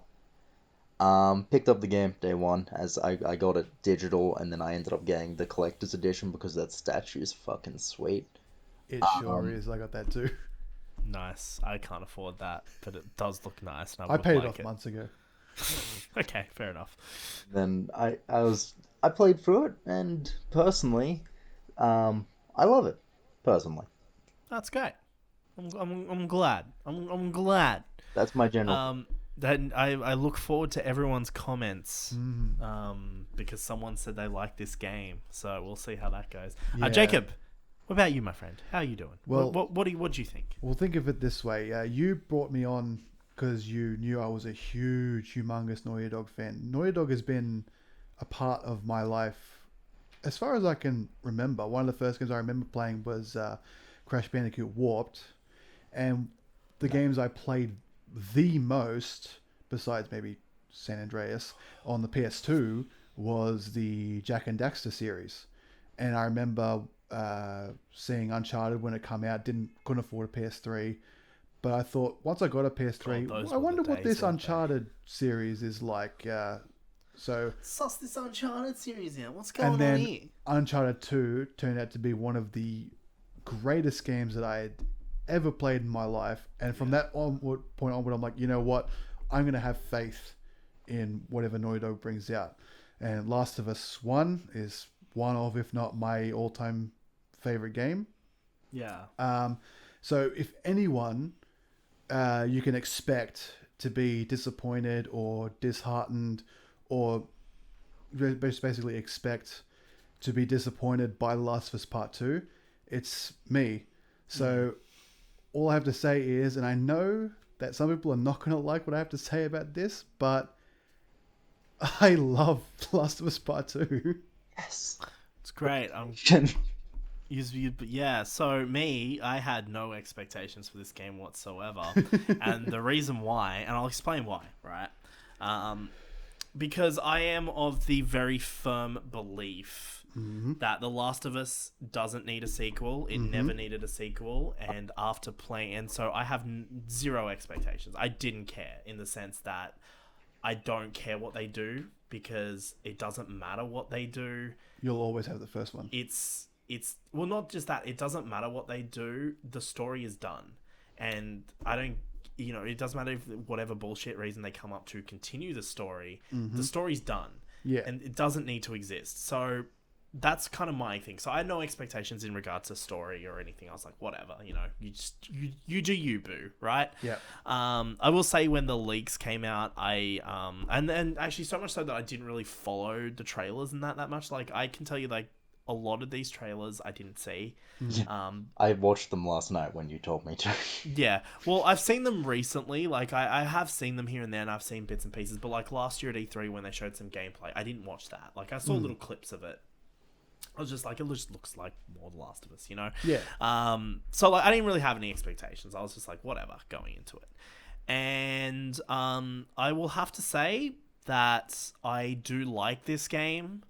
However, I am still of the opinion that this game does not need to exist, and it adds nothing to this story that wasn't already in the first game, that already existed. So personally, I came out of this experience. I enjoyed the experience for what it was, mostly. There are some things I don't like about this game, but for the most part, I enjoyed it. And it's actually one of those things that the more I think about it, now that I've finished it, the more I'm gaining an appreciation for what this game is trying to do. Yes. But I do still have problems with that as well, but like I'm really enjoying, like, a lot of like scenes from the game. I'm like, wow, I have a big appreciation for this as a thing because it's so well done. But in the sense of like I just finished this game and was like, I got nothing out of it, in the sense that like it just didn't add anything for me. See, I was the opposite, because like you said, The Last of Us 1 is a game that does not need a follow-up. You don't need to continue the story of the first. Yeah. But I really love how part 2 acknowledges that this is not the first. Like, you know what I mean? This is it's the yang to the yin. It's the opposite end of the coin, but it's not the second half of The Last of Us 1. You know what I mean? Yeah. I mean, I get what you're saying there, but also at the same time, like, yeah, it's just like you finish the first game, and like you said, the story is done. Yes. It's done. There is nowhere for Joel and Ellie to go as a characters now. Like, their character arcs are wrapped up. It's done. People talk about how the ending of the game, it's open-ended, and, it's like a cliffhanger, what happens next? It's like nothing happens next. That's the fucking point. It's open-ended to make you think about what just happened at the end of the game with Joel. It's designed to ask, like, the idea of, does Ellie know? Doesn't she know? Did Joel do the right thing? How is that going to affect their relationship? It's literally in the game. The very last shot of the game is Ellie, and you can see it in her face that she knows Joel is lying to her. Yes. When she says okay, it's not her going, oh, okay, I guess I'll believe you. It's like Ellie going, okay, like she understands. She accepts what's happened, but she understands that now, that their relationship can't continue the way it was before. Yeah. Because, now it's all based on a lie. And she understands. She knows. Yeah. So, like, it's very fucking obvious in the game that she knows. Like, they make it very clear. So there is nowhere for that story to go now, right? Like, it's established in the game. The whole point is to make you think about the morality of it all. And, did Joel do the right thing? Didn't he do the right thing? Was he justified? That kind of thing. That's the point. It's not designed to be like, here's a springboard for a sequel story. Because you kind of get your own interpretation, right? Yes. You kind of have your own thoughts and feelings and your own interpretation of the ending. And that's, that's been a topic of discussion for the last fucking 7 years, is the ending to that game, right? Yeah. So for me, just continuing that story and providing some kind of definitive this is what happens next, it kind of just defeats the purpose of what they did in the first game, in the sense that, like, because the whole point is to make you think about it, right? Yeah. By providing this is how this has affected Joel and Ellie's relationship. This is kind of, how this is, because they really portray Joel in that opening scene when they recap it, they really portray him in a very negative way. Like yes. And that's the point. Yeah. But like, the thing is the whole point of that scene in the first game is to be like, well, is he justified? Is he not? Did he do the right thing? Did he not? The problem with the second game is that opening scene is basically saying he's the villain. And like, that's, well, it is. Like, just look at the shot of him. I personally didn't. Like, yes, but the whole running thing of 2, which we'll probably also get into, is we'll get into it. Yeah, everyone's justified in what they did. Everyone has a good reason for what they did. No one's actually a villain. Everyone's a villain to someone else. Well, exactly, I was going to say, yes. I was going to say, like, this game deals, like, a big theme of this game is consequences. And, like, I was going to say that, like, I like what this game does in the sense that, like, Joel does have consequences for his actions.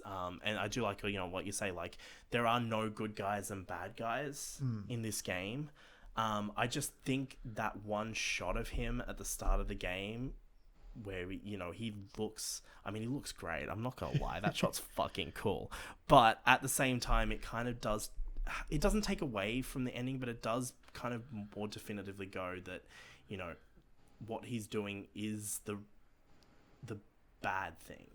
Well, because it is. I know it is, but like, the point is, he did just destroy the only hope for a vaccine that they know of. Yeah, but the point of the first game is that the ending is meant to ask you the question, like, like I was saying, like, is it the right choice? Is it the wrong choice? Now, personally, I'll give my personal take on this, right?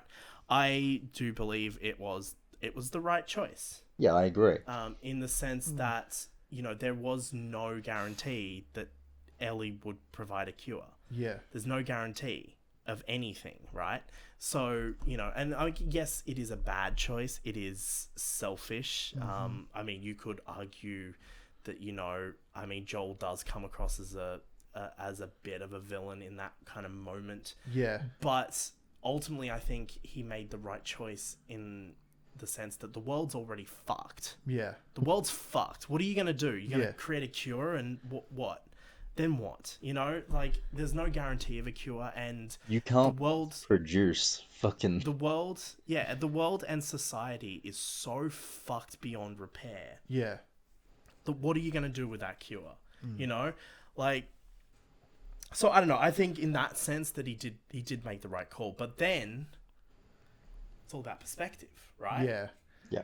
And so that's where this game comes in, and I do like that theme of perspective with Abby and everything, and we'll get into it in a sec. But like my interpretation of the ending to the first game, people are like, oh, it's open to interpretation, and yes, it is. But the whole point of that to me is it matters very little whether or not it's a good choice or a bad choice. The point is that the game is a character study of Joel and Ellie, and Joel isn't a good guy. Yeah, like, you at all. you completely believe that he would do that.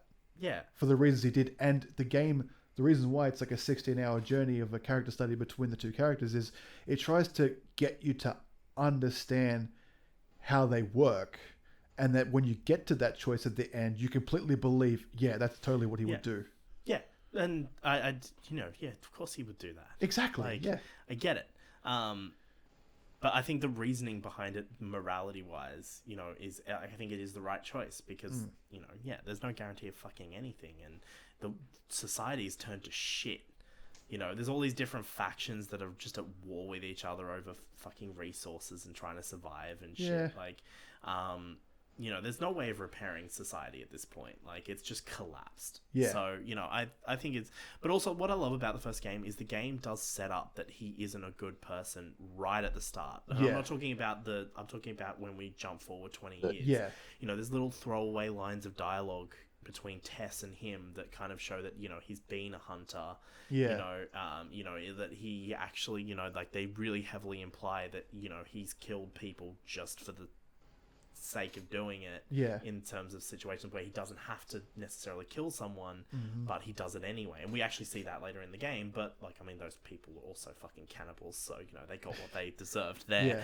But like, you know, they heavily imply, and then there's like that bit where Ellie and Joel are in the car and they're at the city, and there's like that guy's like, "Oh, help me," and he's like, "No, I know what this is because I used to do this. You know, I used to be a part of this." So like, they very clearly establish that he's not a good guy, but that comes back to the themes of the, you know, like, no one's good, no one's bad. This game continues that with Abby as well, and also with Ellie. Like, I mean, Ellie is definitely questionable in this game. Yes, which I love. Very questionable. I'm like, oh, girl, you're making the wrong choices here. But I guess that's kind of the point. But I don't know. Like, for me, I just don't think that story needs continuing. Like, I don't think there's any reason to continue it. And, you know, we were discussing it last episode. But Lewin suggested that, you know, maybe doing like a sequel, but making it like anthology, and, you know, having like different characters telling different stories, showing maybe different parts of this post-apocalyptic world. World so fascinating. The world is incredible, and I think there's so much you could do. I don't think there's any need to continue that storyline. But you know what? It is what it is. We're here. Yep. It happened. And I want to say that I did, even though it hasn't changed my mind on whether Last of Us needs a sequel or not, I did still enjoy probably... So the number keeps changing, because I said on Instagram about 40% of the game I liked and 60% I didn't. It's probably more about 60-40, I think. I think, you know, the more I think about it, the more I'm like, oh, you know, that number keeps rising a little bit. You know what I mean? But we'll talk about the parts I don't like in a bit. But I'm going to have a very differing opinion on certain things from you two. But that's good. It makes good discussion. Hopefully not to your dismay, I'm going to bring Blade Runner back into it. I was talking to... Look, I did it for school, all right? I'm just making a point. I was talking to my brother who played through it also about the exact same point we're bringing up. Does The Last of Us 1 need a sequel? And stuff like that. And my brother goes, I probably do like The Last of Us 1 more, and it didn't need a sequel. He goes, but much like Blade Runner and Blade Runner 2049, he goes, Blade Runner did not need a sequel, but as far as 2049 goes, as a sequel, it is everything I possibly could have asked for and more. It's the perfect sequel, even though the first one didn't need it. See, yeah, in terms of The Last of Us, though, I disagree in the sense that, again, it's not bad on its own. The Last of Us 1 is still, gameplay-wise, Last of Us 2 is superior. But story-wise, I think, you know, like, Last of Us 1 is so much better in every way, and like, it's fine, it doesn't need to top Last of Us 1, but in terms of like me personally, I was just like, I don't know, like, I'm very conflicted on the game, you know, and maybe we might sort out some of these conflictions as we discuss it more, maybe. Very good. Right. Who knows? We're gonna buy you a therapy couch and do this. Yeah, look, I'm gonna go lay on a couch and talk about it for a bit. No, but let's just get the elephant in the room out of the way first, and that is Joel dying at the start of the game. Yes. Let's just rip the Band-Aid off. Let's just get it out there. I mean, it was out there 3 months before the game came out, so... But I managed to avoid all the spoilers, so... So I had that spoiled for me. I didn't. On fucking Twitter. See, that's why I don't have Twitter. And I was just... People were tweeting people and having a fucking whinge. This was also... Now, here's the thing. I want to talk about with the leaks for a second. I'm not going to go into the leaks, because, you know, whatever. A bunch of them are bullshit from what I've heard. Well, the leaks were the entire plot of the game, but here's the thing, is certain individuals on the internet, certain parties, if you will, were spinning those leaks to suit their own narratives, right? So, by the way, everything that was in those leaks is real. It happened in the game. But how people were talking about it wasn't. There was a lot of fabrication and a lot of false narratives going around. Yes. The biggest example is, you know, the whole thing that Abby is transgender. Yep. Which is not the case. Absolutely not. There is a transgender storyline in the game, but it's not the case. But of course, you know, when you've got a big muscular woman like that, you know, you've got and you've got this narrative of, you know, everything's, you know, all PC now, and we've got to have this narrative of being anti-PC and whatnot. You know, what's the easy target there? Oh, well, you know, Abby's trans. Just look at her. She, she can't possibly be a biological woman. So then that was a big discussion for fucking God knows how long. And Neil Druckmann has said multiple times that Abby is not trans. Yeah. Anyway. But, like, my point is, like, a lot of those leaks were twisted to suit certain people's narratives that they're trying to push. And that's where a lot of this controversy of this game came from before the game came out. Which I find so funny because I looked up the story of why people were review bombing the game the day it came out. It's like, oh, let me get this straight. They were review bombing the game before it but came like out. on Metacritic, they were review bombing. I'm like, seriously, you're going to say that you beat a 30-hour game on the day it came out? I'm not buying it. Yeah. So, but I saw it's only 24 hours in a day. Yeah, so and stores don't open till 9. Yeah, so someone put up a Reddit post on the official Last of Us 2 Reddit saying that we need to rally people to review bomb the game for pushing their quote-unquote SJW agenda. I was like, so let me get this straight. You have an agenda about people having an agenda, and you want to rally people for your agenda. This is why this whole thing is some ass backwards logic. It's all fucked. The whole thing.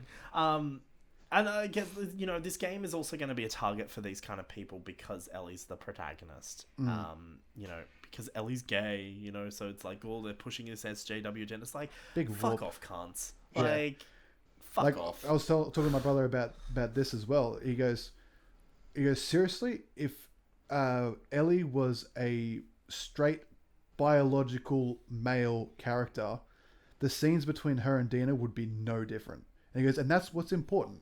They would be literally exactly the same. And exactly. It's like with the whole, like people have been complaining about the Lev and his storyline. Mm-hmm. And it's like, it's really barely even mentioned. Like, you throw it's kind. Yeah, there's like a couple little references, and there's one cutscene where they there's go like that into cutscene. There's the cutscene, and there's like little references, but it's like it's barely like it's not even really a part of that particular storyline in the sense that it's not what that storyline's about. It's just to provide context and reasons. Yeah. I think Lev was more there to, or at least Lev's sexual identity was more pushed to show what the Covenant are like, or whatever they are. Yes, precisely. Yep. Yeah. And, like, I don't know, people complaining about that. And I'm like, what are you fucking complaining about? Like, there are legitimate reasons to complain about this game. Yeah, and this is what you're complaining about. Yeah. Like, come on. Like, fuck off, cunts. Anyway, but that I didn't really want to get into the leaks. I just wanted to kind of mention that fact that a lot of the leaks were fabricated to push an agenda. And someone had told me, maybe you can clarify this, but someone had said that one of the leaks was that you play the entire second half of the game as Abby and the final boss is Ellie and you kill Ellie. And I'm like, yeah, that's not true. Yeah, but again, that's also pushed that thing of like, because that's the big controversy over Joel's death. That's how that kind of started. In terms of when the leaks are concerned, it's because they're killing off their fucking their legacy, their beloved legacy characters. Yeah, look, I watched a video. I don't know if you guys have seen it. You probably have. I don't know because I've been watching a lot of video essays on this and stuff. Yeah, as well. I've seen a few of them myself. And what's his name? Cosmonaut Variety of Hour. Yeah, I saw that one too. And he's like, Joel is not a beloved character. Winnie the Pooh is a beloved character. I love his statement where he goes, there are things that you can critique about this game. He goes, but he singles out Joel's death and the ending, and he says, if you have a reason to be angry over either of these points, then I'm genuinely concerned as to how you consume fiction. Yeah. I'm like, yes, I couldn't have said it better myself. Yeah, I'm trying to. I like that video. Like, I mean, it's crazy. I did put this here in the thing, but I might leave it till a bit later on. But let's just get into the story. Yes. Let's get into the meat of it. Let's get into what this game is about, and what it's trying to say. We're not gonna go. We're not gonna talk about this game from start to finish. No. I've broken it into segments, so we'll talk about Ellie's story first. We'll talk about Ali's story, Abby's story. We'll talk about the ending. It kind of sounds like that we are talking about the game from start to finish, but I just want to kind of go over the general cliff notes. Like I want to just keep this kind of discussion moving, right? Mainly because we don't have long before podcast episode 10, Jackson. Podcast episode 11. So the first minute of the game, let's talk. No, I guess what do you guys think of Ellie's story? Because I have thoughts. I think Ellie's story starts off semi-weak, then gets really strong, then gets semi-weak again, and then gets really strong at the end again. I think day 2 was kind of a lower point for me with Ellie. Day 3 was the height of it, and I think Jackson was also a bit low for me. Jackson actually kind of irritated the fuck out of me. That was purely because of the fucking way things worked out. And yes, I'm pissed about Joel's death and all that shit. I'm only mainly pissed because that could have been prevented had Dina not been an annoying bitch in the first hour of the game. In the rest of the game. But for that first hour, fuck her. Oh. Yeah, look, I'm not a big fan of Dina. I think Dina's fine. I love Dina.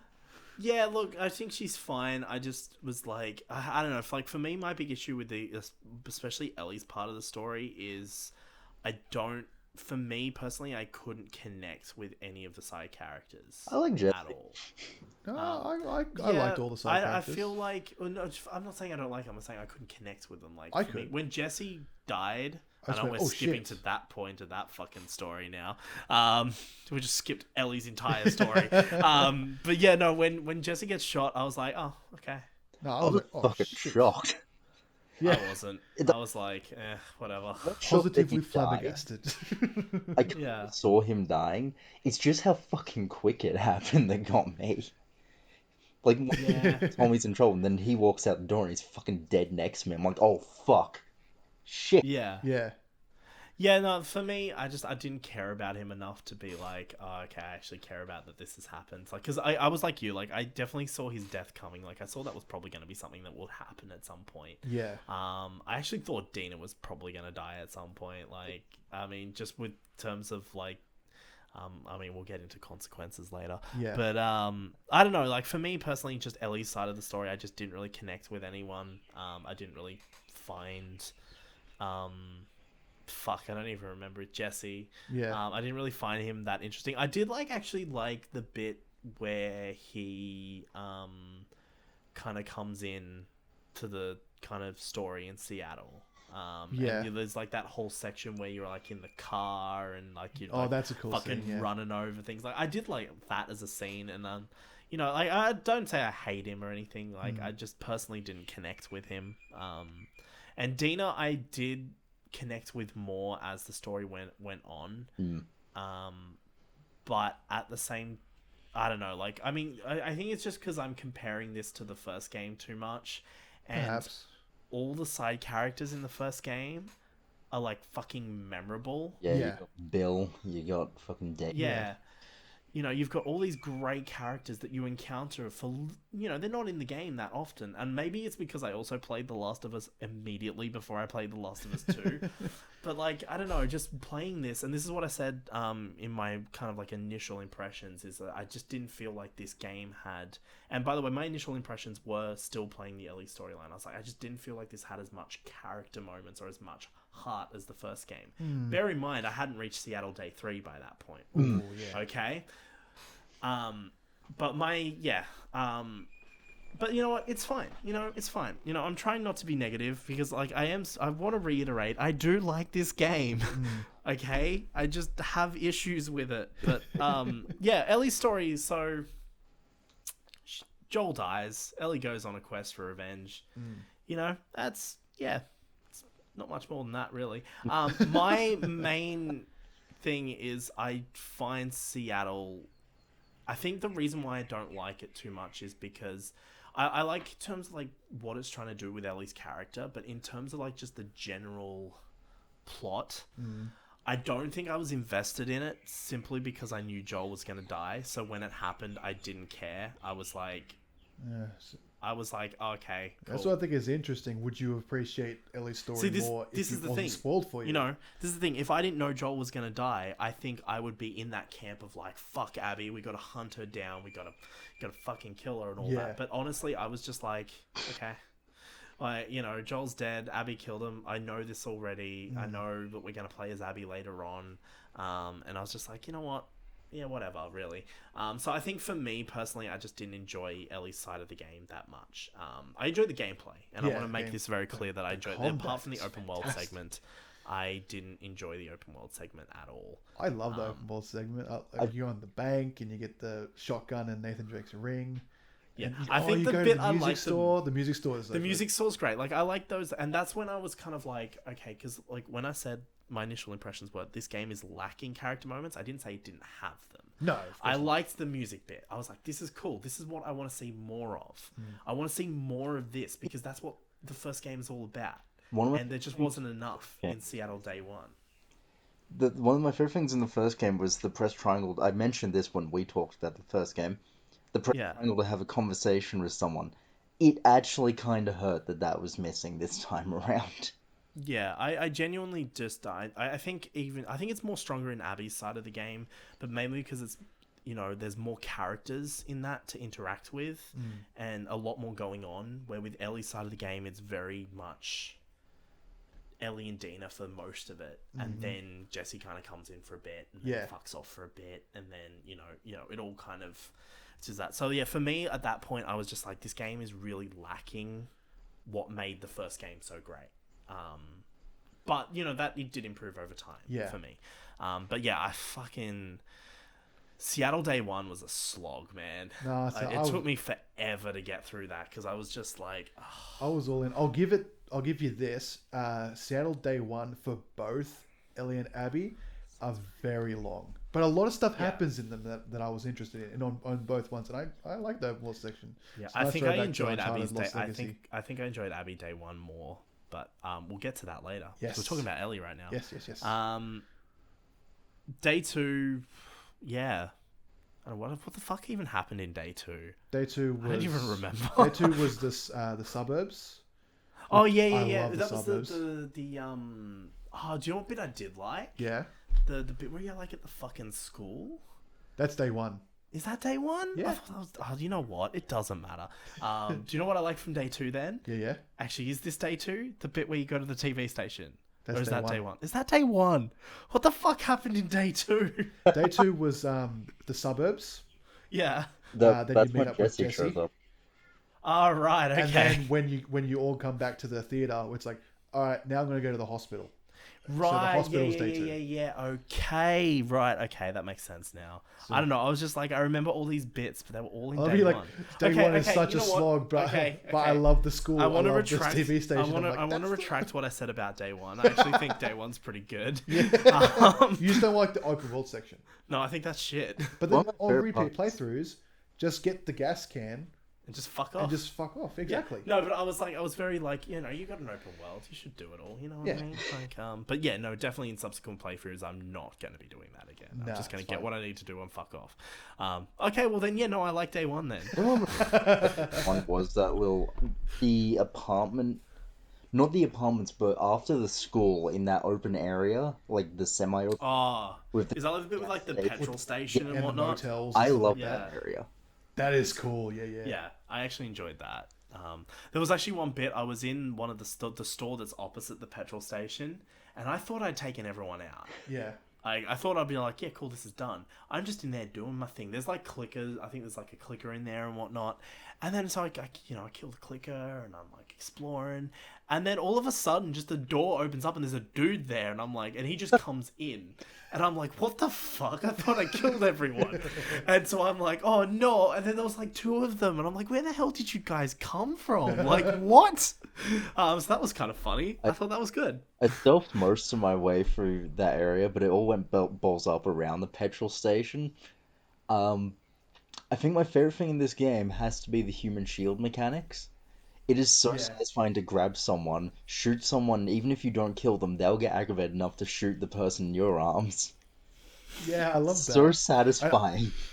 I love how part two has so many more opportunities to have to thin the herd with getting the infected to fight the humans. Oh, And I love My favorite thing. not only can you lure infected to thin the herd of the hunters, but also you can get a human shield of a person, then walk up to a clicker and then just push the dude into the clicker, and then it's like, okay, it's only two people I have to worry about now. Which day is the subway? Is that say That's the end of day one, the very end of day one. that's day one as well? Yeah, I said day one for both Ellie and Abby is very long, but a lot of cool stuff happens in it. So, see, I thought all of that shit happened in day two because I guess I guess nothing happened in day two then. Day two was the suburbs. I like the suburbs. All I remember from Ellie's part of the game is doing all that stuff, and then I remember the hospital, and then in the big bit in between, I was like, I think that was the time I messaged you, Lewin, and said I was just kind of going through the motions at this point. So I must have just not been paying that much attention. Two had the hospital, right? Yeah, 2 was the hospital. That was the end of day 2. Yeah. And then day 3 was like She goes the one where you're like getting closer. You use the boat. Yeah, you got the boats, getting close to Abby. But anyway, we talked a bit about gameplay, but we can come back to that later. But I just want to get overall thoughts on Ellie's story before we wrap it up. I think Because I don't want to go through each bit like we have been doing. I want to kind of just keep this moving. I think Yeah. Ellie's story has a lot of good, not like character moments in the sense that one had good character moments where it's between Joel and Ellie and they're great. Ellie went on this revenge quest, and I think my favorite part about that is actually showing how it affected her. Like, Yes. Yeah. after the hospital, when you've brutally fucking beaten in Nora's head with a pipe. Yeah, this is actually. I'm gonna bring it up. But I made an Instagram post with photo of Ellie, and it was just kind of like after I finished the game, and I just kind of like had to put kind of like my thoughts in writing. Yeah. And I initially started by actually writing a script for a video, but then I was like, this is turning into 5 pages, and I am not making this video. So I ended up just being like, okay, I'm gonna condense it and make a quick Instagram post. And so these my general thoughts on Ellie's side of the story is the first actually I disagree with that now that I've thought about it. Anyway, Ellie's story is generic and boring, and present day Ellie is easily the least interesting character in the game. With her getting older and telling the type of story they are, Ellie has just lost everything that made her an interesting character in the first game. Yeah. But the flashbacks were cool, and Seattle Day 3 was awesome. That was my favorite part, was Seattle Day 3. But see, what I love is... But I also disagree with what I said about the gameplay. I was like, gameplay-wise, it wasn't engaging. Oh, I don't know. I actually disagree with that now. I found Ellie's story extremely compelling because I'm a huge fan of the Seattle grunge type of music. So to have Joel sing to Ellie at the start of the game, Future Days by Pearl Jam, which is a fantastic song. The opening lyric is, if I ever were to lose you, I would surely lose myself. And she did lose Joel. Yeah. And you slowly start to see poetry to it. her become more monstrous as her things progress. Yeah. I like that. Yeah, I did From love the that. hospital onwards, and then like everything else, I was just not interested in the story. And I think this really is going to come down to how you react to Joel's death. And I don't mean like how you react to it in, oh, I don't like that, that's fucking shit. No, I mean like, I think this is a good example, like how you react to it in the moment. Yeah. Right? Because if you react to it in the moment a certain way, you're going to be invested in that revenge, right? You're going to be like, oh, fuck. And in fact, the entire premise of this entire game revolves around how you react to Joel's death. I lived in for 5 minutes, sat in silence, and then shed a single tear. Yeah. See, where I was different, because, like, for me, if something's spoiled, I don't care when it happens. like, unless the context surrounding it is wildly different from what was spoiled. I Yeah. mean, it sometimes happens. Like, I mean, I've had stuff spoiled for me in Doctor Who. For example, here's our Doctor Who for this episode. For when the Lewin, when the Ruth Doctor was real, I knew that she was going to be the Doctor before watching the episode because it was spoiled on Twitter. But the difference there was I didn't know the context. I didn't know anything about it. I was just like, oh, okay. So that was still a cool fucking moment. With Joel's death, I hadn't seen the scene, but I kind of knew that, you know, Abby killed Joel. Yeah. And I knew that Joel died at the pretty much the beginning of the game. Yeah, first couple of hours. And I just, for me, watching it, I was like, yeah, okay. Yeah, You know, and I think that really affected, like you were saying earlier, it affected my entire outlook on Ellie's story from that point onwards, because I didn't care. And I think Okay. if I cared, I would have been more invested in that. Yeah, because I most certainly was. So I blame the person who spoiled it for me on Twitter. Yeah. Fuck you. But like, I love this theme does come up in Abby's story as well. But I love how they kind of show that there is a very blurry line between justice and vengeance depending on who's seeking it. Yeah. For example, most of the characters that you know from Jackson, they want justice for Joel's death. Like Tommy, who also boy, wants Tommy. vengeance. He goes, well, to do this smart. That's such a great section of the game when Tommy's the sniper. Oh. Yeah. Anyway, we'll so get to he goes, that. to do this smart, you know, this and that. So a lot of people want justice, and Ellie could easily say, yes, I want justice, but she clearly wants vengeance. That's how much this has taken a toll on her. There's that great scene where on Seattle Day 3 where her and Jesse part ways because, and they don't outright say it because if they did, that wouldn't be good writing, but they clearly establish that they're there for different reasons by saying like, oh, those sniper shots are coming from the wharf or something. That must be Tommy. And Ellie's like, yeah, but Abby's at the aquarium. And they clearly get the establishment where it's like, oh, but I'm here to bring home Tommy. No, well, I'm here to get Abby. And they're like, oh, I hope you make it. I really do. And they kind of part ways. They kind of, they see, oh, you know, you say you want justice, but this isn't, the way you're going about it is not what it is. Yeah.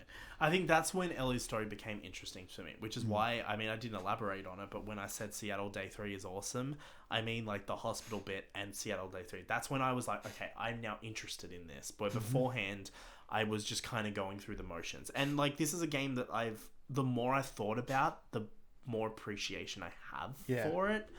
But at the time, it was like, you know, it was very much I was just playing it to get through it. I wasn't really interested. Yeah. And I also didn't find in Ellie a very interesting character until kind of that moment. I was like, oh, you're boring when you're older. It was so much more interesting when you were like this naive little kid that's never been outside she's still of the very quarantine. naive. No, but like it was so interesting. Like what made Ellie an interesting character in the first game is the fact that she's never been outside of the quarantine zone. Yeah. So everything is new to her. And so you got this like childlike mindset of like, oh my god, like everything's fucked. Yeah. But everything was new for it. And you had like all these little moments with the arcade machine. And, Yeah. you know, it was great shit. And I think just now that she knows what the world is really like, and she's known that for quite a few years, it's like, okay, you've lost that little thing that made you very interesting. But I mean, you know, it happens, you know, time passes, people change. Yeah. I just personally, I couldn't connect with Ellie, and then it wasn't until that hospital bit and Seattle Day 3 where I was like, okay, we're doing some interesting stuff here. Let's keep doing more of that. And I was glad they kept doing more of that. Yeah. I know I'm being overly negative. I just want to re-emphasize that I do like this the game. Yeah. We all understand, Ben. Yeah. It's one of those things where you can pretty much say however you feel, but we're not of the closed-minded sort to just go, Nothing you said has made me go, you're actually wrong in your opinion, because all of your opinions are correct in your view. Yeah. And You're just your saying the way you view feel, and we got kind nothing of against that. I'm kind of just like trying to be, anyway, look, doesn't matter. Okay, here's an opinion though. You ready for a hot take? Oh, yeah? I like Joel's death scene. I like the scene itself. I don't like the context surrounding it.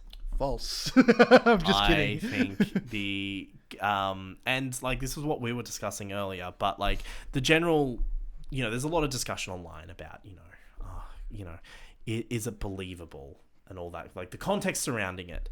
And I'm gonna say, and it was like I was saying to you earlier, Jacob, like a lot of people are using this idea that Joel is kind of mellowed a bit over time. He's softened up, you know. He's not as raw. Over his time in Jackson, and that's why he's so quick to trust these people. Well, you never trust them. Well, you never trust them, but like here's the thing, like a lot of people are using this argument that the Joel from the first game would never be in that situation anyway. Now, one, I do disagree with that, but I also think like he wouldn't be very open. Like he'd be very kind of like. Well, he is. He's like Tommy seems really pretty laid back though. in that scene, but he doesn't come across as open and bubbly. He doesn't even say anything until he introduces himself as Joel. He's in the center of the room. He kind of observes the room, so it's not like he's like, oh yeah, my name's Joel, nice to meet you, all this and that. So here's the thing, right, is I'm totally fine buying that. I'm totally fine buying the idea that he's softened up a bit of time or whatever. Like I'm fine if that's what you want to tell yourself. That's fine, and I'm fine accepting that as well. The thing is, my issue with that is it isn't established in the game. And I think the problem is my issue with Joel's death is the context leading up to it is not enough has been established about who Joel is as a person now.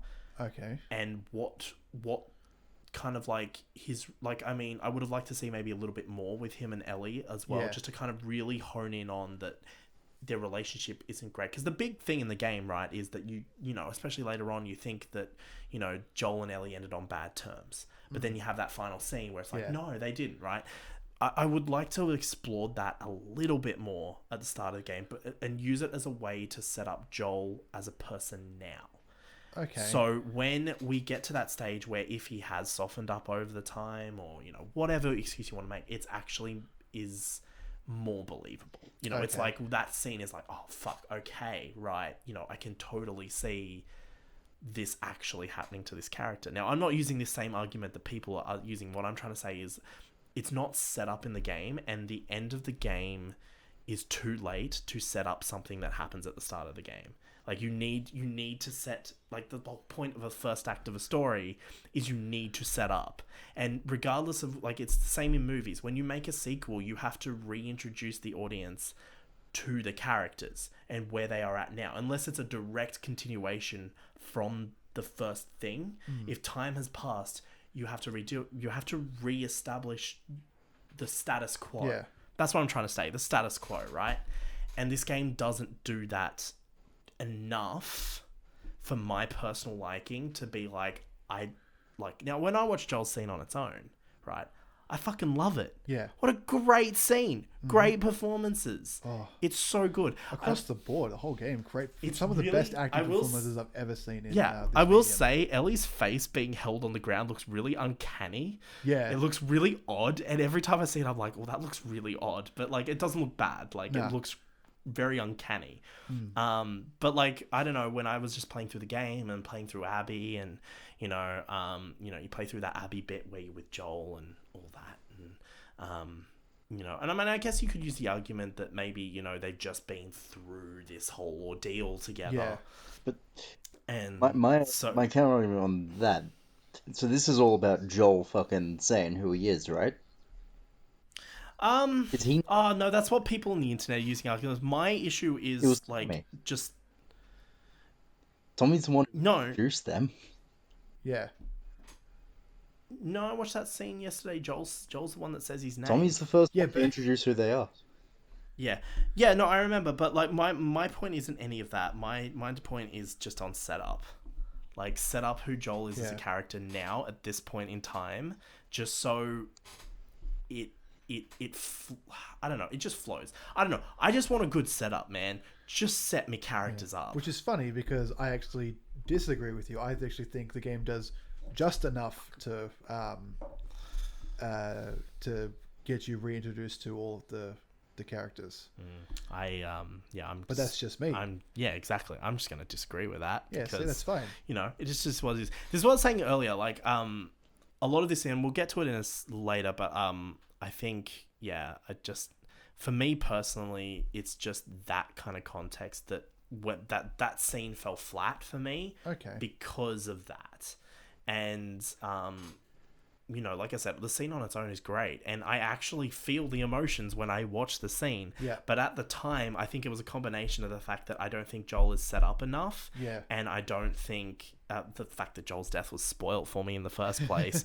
I just think those things just made me feel nothing. You know, Okay. I mean, I don't know. Anyway, Ellie's story's fucking good on day 3, though. Jesus, man, what a good. I love how the tension just builds slowly. Day 3 was actually one of the ones though where I was like, gameplay wise, it was like, oh, okay, it's another area of guys. Okay, let's go through and do this, because I'm very much like, I want to stealth this. Yeah. So I take my time. Yeah. And when I just finish an area and then I walk into the next fucking room and there's more guys there, I'm like, oh, come on. But I really like how the tension builds over time. Yeah. And it really does feel like you're coming to a climax of the game. Like you're coming to the end of the game. Yeah. Like that's how it feels. Like, you know, you got that whole bit where you're on the boat and you're heading up to fucking the aquarium. You get knocked off your boat. You got to swim. It's all stormy. You're exploring the aquarium, which has some really interesting tension that builds up as you're exploring it, even though nothing's really happening, and nothing ultimately happens until you get to that moment with fucking Mel and Owen. I just love day 3, man. Day 3 is so good. But also day 3 explores Ellie kind of, you know, it was coming back to, you know, how she's reacting herself to the end of day 2 and kind of like the inner conflict. And that's what I like about day 3. And I just want more of that stuff in the rest of the game. In Ellie's side. I want to emphasize Ellie's side of the game here when I say rest of the game. And when I say Ellie's side, I mean Ellie's story specifically. I don't mean the last 3 hours of the game. No. Because that's a different beast altogether that I fucking enjoy. But I don't know. Look, my thoughts are I just didn't engage with it as much as I would have personally liked to. Yeah, well, I'm wrapping it up there. I disagree. I actually thought it was all the compelling stuff that I wanted, and every single combat encounter, every single environment that I went to was, to me at least, interesting and very fun in the combat sense. I love the combat in part 2. It's a big improvement on the first. I'm a very big fan of Rambo, and I feel just being a master guerrilla tactician during some of these combat encounters is extremely satisfying. And Cool. What about you, Lowen? Yeah, I'm more in line with Jacob here. Sorry, Ben. Yeah, I told you I was going to have some different opinions. Got some hot takes over here, boys. Mine aren't even hot takes, though. They're literally just me being like, it was, you know. I think I was, because even though I knew the spoilers, you and I obviously had very different reactions to how it actually played out, even though we had the same context, I would say. I think that context is the same, yeah. Yeah, we had the same I'm context. surprised that... Oh, so you finished, Lewin. Sorry. I think I just took it more to heart differently, in a sense, if you get me. Yeah, like I said, I think it's just a mixture of the fact that this game, that was spoiled for me. Which like is funny. 2 months in advance, by the way, that I was like, oh, okay. Which is funny because that my opinion aligns very closely to Lewin's, is that I didn't have any of the game spoiled for me. As soon as I heard that the plot was leaked, I went full dead radio silence on Last of Us. I didn't even put The Last of Us in a search engine. What is The Last of Us? Yeah, so... What is this Last of Us you speak of? So the only thing that kind of, like, I guess in retrospect, gave a spoiler away is that the day before it came out, I YouTube searched the collector's edition unboxing, because I'm like, I'm getting that tomorrow. I just want to have a little quick sticky big what's in it. And one of the search results said Joel's death. But I didn't take it seriously, because right next to it, underneath it, along with it was, Ellie's death, Dina's death, Tommy's death. And I'm like, all right, so I'm not taking any of these quote-unquote deaths seriously, because either none of these people die, or all of them die. And so, Like I said to you earlier, that would have been just fucking wild if they just killed everyone. Mirroring the what's meant to be the player experience of I hate Abby, I want to kill her, to that moment of where she goes semi-human victorious of maybe I've gone a bit too far after she kills yeah, Mel and Owen, and then you get back to yeah, the feeder and Tommy's like, "You fine with just walking away?" And she's like, "Yeah," and that's gonna be it. She almost got out of Seattle.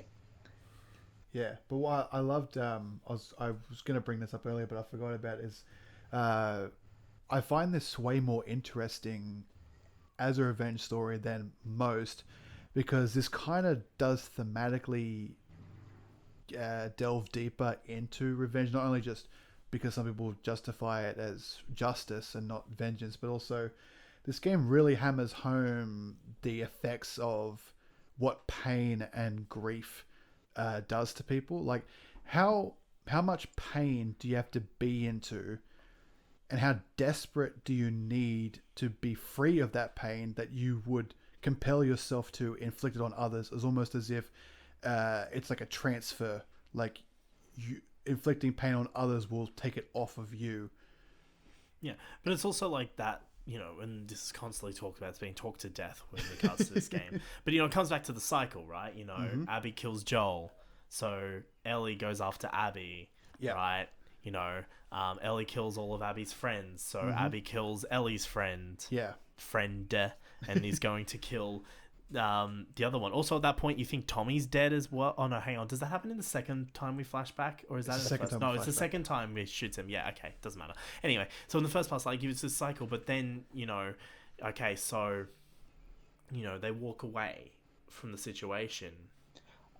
Abby lets them go, but then Ellie can't let it go, so she goes back, and it's like in that final scene, like what's gonna happen? Well, Ellie kills Abby, so what's gonna happen is Lev's gonna hunt Ellie and kill Ellie. It's just gonna keep repeating itself, and it's never gonna end. Yeah. So I mean, that's what the game is really about, breaking the cycle. And I know this point's been talked to death, so I'm not gonna talk about it anymore. But it's also the whole point of the ending is, like, people say that the ending is shit. It's like, no. The point of the ending is that the closure you so desperately seek will not come from vengeance. When you say, when I said before, like, how desperate do you have to be free of pain that you would compel yourself to inflict it on others? That's not how it works. It doesn't work like a transfer. The only way closure will come from these experiences is through acceptance and perhaps even forgiveness, but it won't come from death. More death. That is the big theme of this game. It's forgiveness. Yes.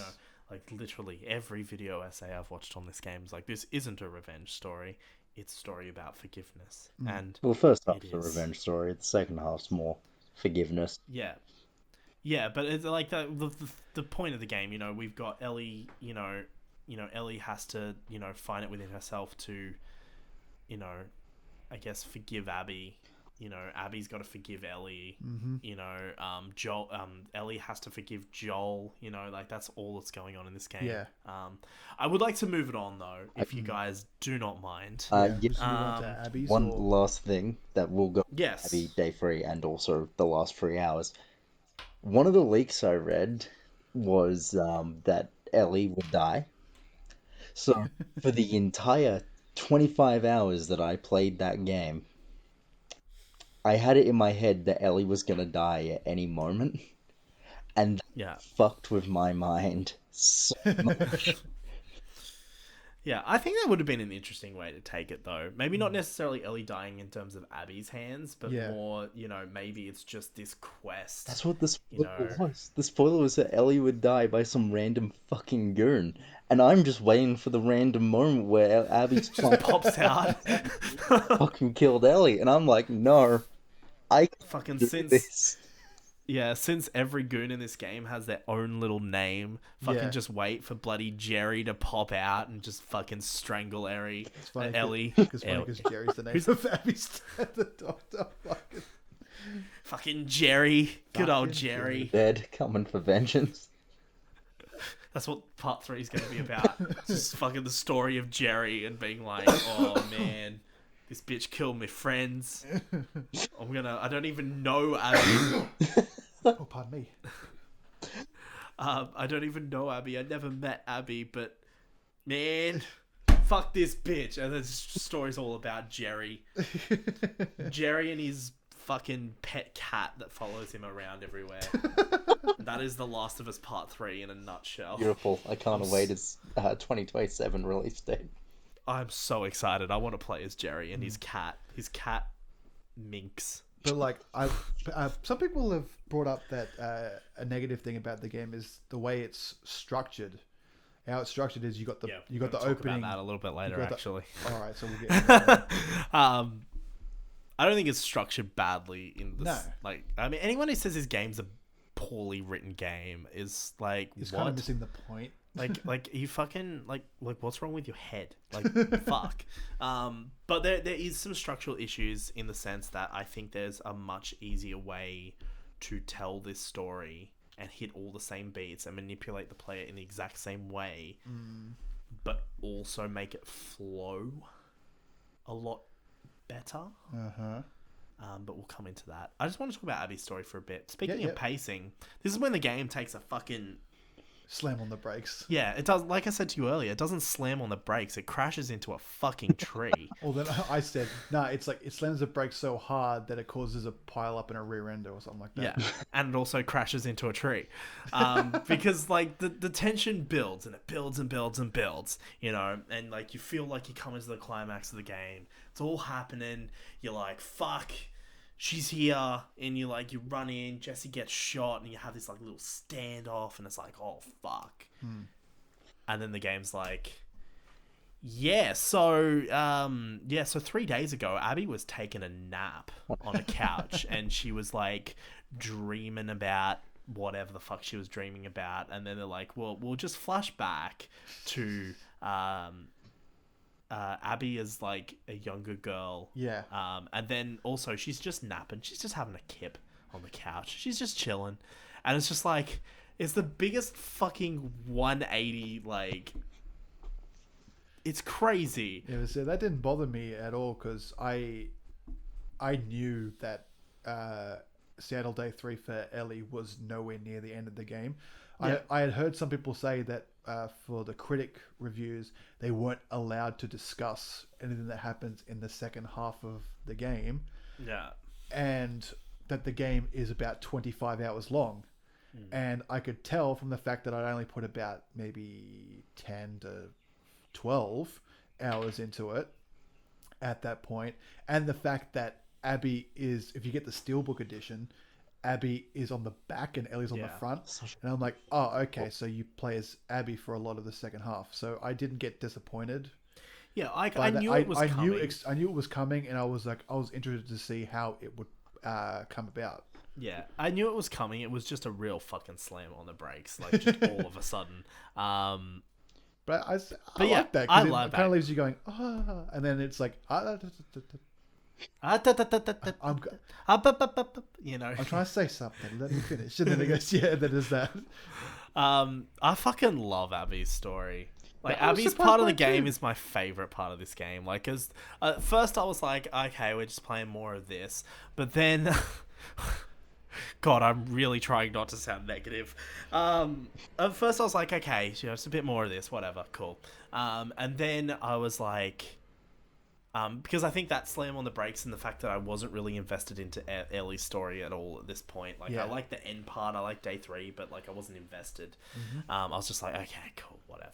You know, we start the game, we have the memories, we end up in the big stadium, and we're kind of going around and just chatting and chilling out. I was like, okay, cool, whatever. And then you go and do your next thing. But fucking Abby's story is like the best part of this game. Yeah. I love this part of the game so much, and I just wish this was the entire game. Oh, I don't. I think it serves a great purpose as just 1/3 or whatever it was. No, I just wish we had just give me a story with these guys, and then we can kill Joel in the third game, and then we can have our revenge story. Just give me a mad story with these guys. I don't know. I didn't really care about the numbering of games. One thing or, like, I what love order is the story that plays out in. one thing I love about Abby's story is I was going to be like, oh, so I wonder where this is going. Every time they bring up something new, it's like, oh, we gotta do this, or we gotta go to the hospital, or we gotta go to the island and stuff like that. And I'd go, ah, I wonder where is this going? And then turns out the hospital, Abby's section in the hospital was one of the best parts of the game because you fight the Rat King. Fuck. Yeah, that was. I think it stands for. And I'm like, holy shit, this is absolutely outstanding. And then when Lev runs away to the Scar Island, I'm like, oh, where is this going? And then that turned to be to be one of the best parts of the game too. Oh, it was so good. Abby's end point. You know it's always going to end up back at that feeder. Yeah. It's not quite like Ellie where you know each plot beat from here on out because no one knows what Abby was doing up until the aquarium. Yeah. Yeah. So I think the general I was just expecting it to be more like related to Ellie's story, like just in the sense the story, like just the plot, right? But it's not. Like it's not really related. Like it's funny because both Abby and Ellie seem to be at the hospital around the same time. When Is it around the same time? It's before. I know it's before, but it's like It's it the same wouldn't be. day. But... It's not that far before, isn't it? when Though. you go to the door in the Rat King fight, I think it was, there's an axe already in the handle, which is the same axe that Ellie put through the door while chasing fucking Nora. Right. Oh, okay. I didn't notice that. That's interesting. I could be wrong, but someone else noticed. I did notice how when you fight when you fight Nora or chase after Nora as Ellie, there's people commenting like, "Oh, why the hell are the lights turned on? Why is the power on down here?" And then as Abby, you realize, "Oh, she turned the power on to open the doors." So they're happening. That's cool. I never would have time noticed that. Yeah, so they're around the same time. So I find that kind of interesting. I thought that's kind of cool. I never killed Bear. Close. I'm making it said now. I never killed the dog, and therefore Bear lived. Yeah, that's cool. I want to do on a New Game Plus mostly stealth, but also like, I want to do most encounters where where I didn't have the scope for the rifle. I'm like, I wonder if I could just find a place to perch and just pick them all off with a scope, and then. Most ones like the hospital scene, I'm like, I wonder if I can get through this without being spotted. That'd be cool. So yeah, I do like that their stories do cross over in parts. But the main point of Abby's story is obviously to change your feelings about this character and change your opinion, and it really and then this comes back to this idea that like no one's good or evil. Abby isn't a bad person. She was just on the same path that Ellie is on now. Yeah, the whole point of it is like, you hate my guts, but for like Abby section is like what 8 to 10 hours worth of gameplay, and that's the game saying, look, I know you hate me, but just for one day, walk a mile in my shoes and just see where I'm coming from. And I found that very interesting. Yeah, I really like that entire part of the game in that sense, like. Yeah. One of the things that we mentioned earlier about Ellie with killing not being the final answer to grief, you can actually kind of see it with Abby. One of my favorite things is whenever Joel's death is brought up in Abby's story, she's never actually fully satisfied or happy with how it played out.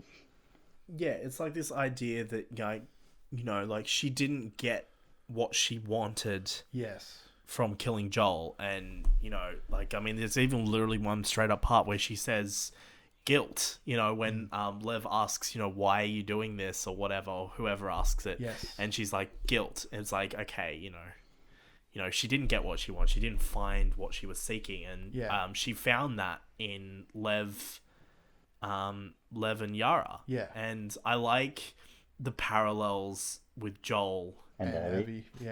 Yeah, and Abby. I think that's really cool.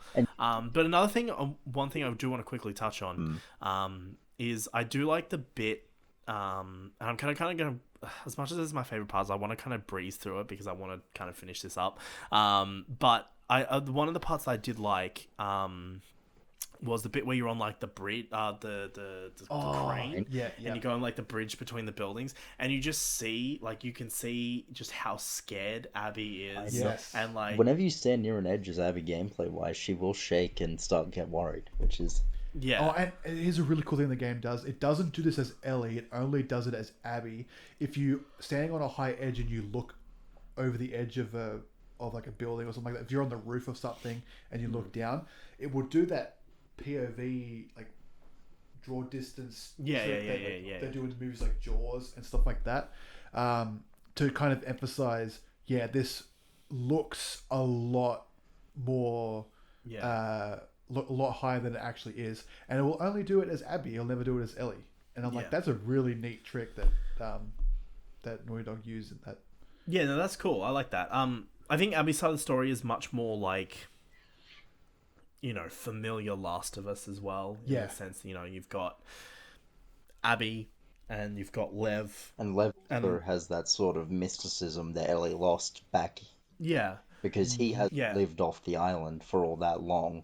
The city in the actual world is new to him. Yeah, and it's like there's that again. It comes back to the parallel of the first game, but I do like all the character moments, and when I say character moments, I mean just little things in the gameplay.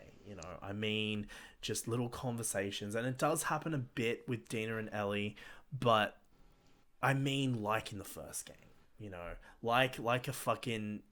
Ellie talking about an arcade machine, and you just, I want that. And I actually got that in the second half of the game with Lev. I got those little moments that I was wanting from this game. And that's why I love it so much more, because I'm like, yes, this is The Last of Us. The Last of Us is about character. It's like the plot, we were saying this last episode, the plot of The Last of Us 1 doesn't matter. It's get Ellie from one point to another. Who cares? It doesn't matter. It's all about the journey, and it's about the character relationships and the character developments, and all that. And like we get that in the first half of the game, in the sense that we get that in Ellie's character development as this quest for revenge further and further consumes her. Yeah. But like, does Dina really change as a character that much? No, she gets very much the same. She gets pregnant. Well, she finds out that she's been pregnant. That's... Yeah, she doesn't really go on a journey, and Jesse doesn't really change a hell of a lot. I think like you were saying, there's like that little moment where they realize why they're there. Yeah, there's that, but like he doesn't really go through much development. And like that's I think my issue with them too, is there's like the first game you have all these side characters, you have the main characters, everyone has a story, everyone has an arc, and I just felt like that wasn't in the first half of the game. We jump to the second half of the game. Right, you've got Abby, you've got Owen, you've got Mel. There's a bit of tension between Mel and Abby, quite rightly so. There's all these things that was lacking in the first half of the game, and I mean, I think that's an issue, but you could also, it could come down to, well, maybe the focus is on Ellie, and this quest for revenge, and so maybe it's a deliberate thing.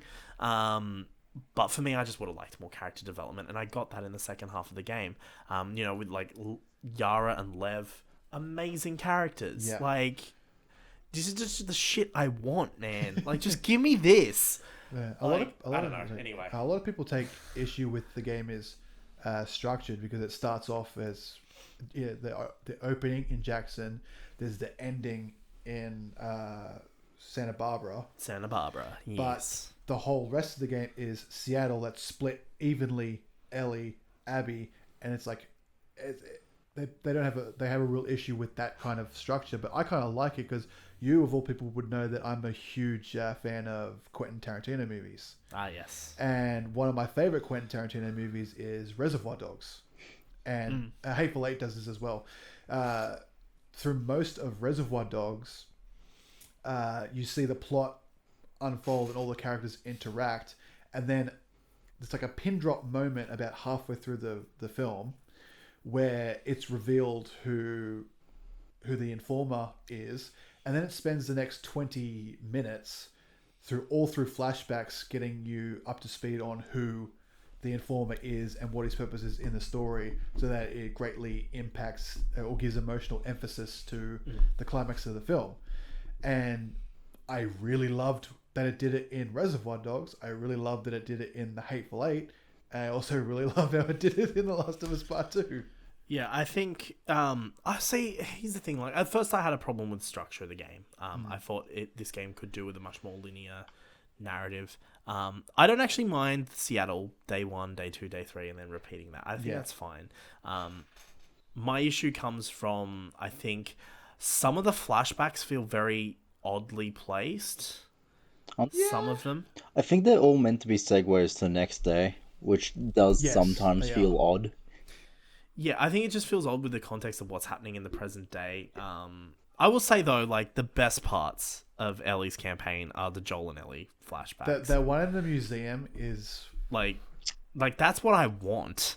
Like tiny head. as soon as as soon as like that started playing and we went through that, I was like, this is the best thing that's happened in this game so far. Like nothing up until this point is even remotely as good as this. And then you get the second one, and then we kind of delve into that, you know, kind of relationship side of things a bit more, and you know, Ellie's kind of mistrust of Joel a little bit, and they go on a little adventure, you know, cleaning out a hotel, you know, like I'm like, it's those moments in the game that was giving me what I want from The Last of Us, where the present day storyline wasn't doing that at that point. And I don't know. Okay.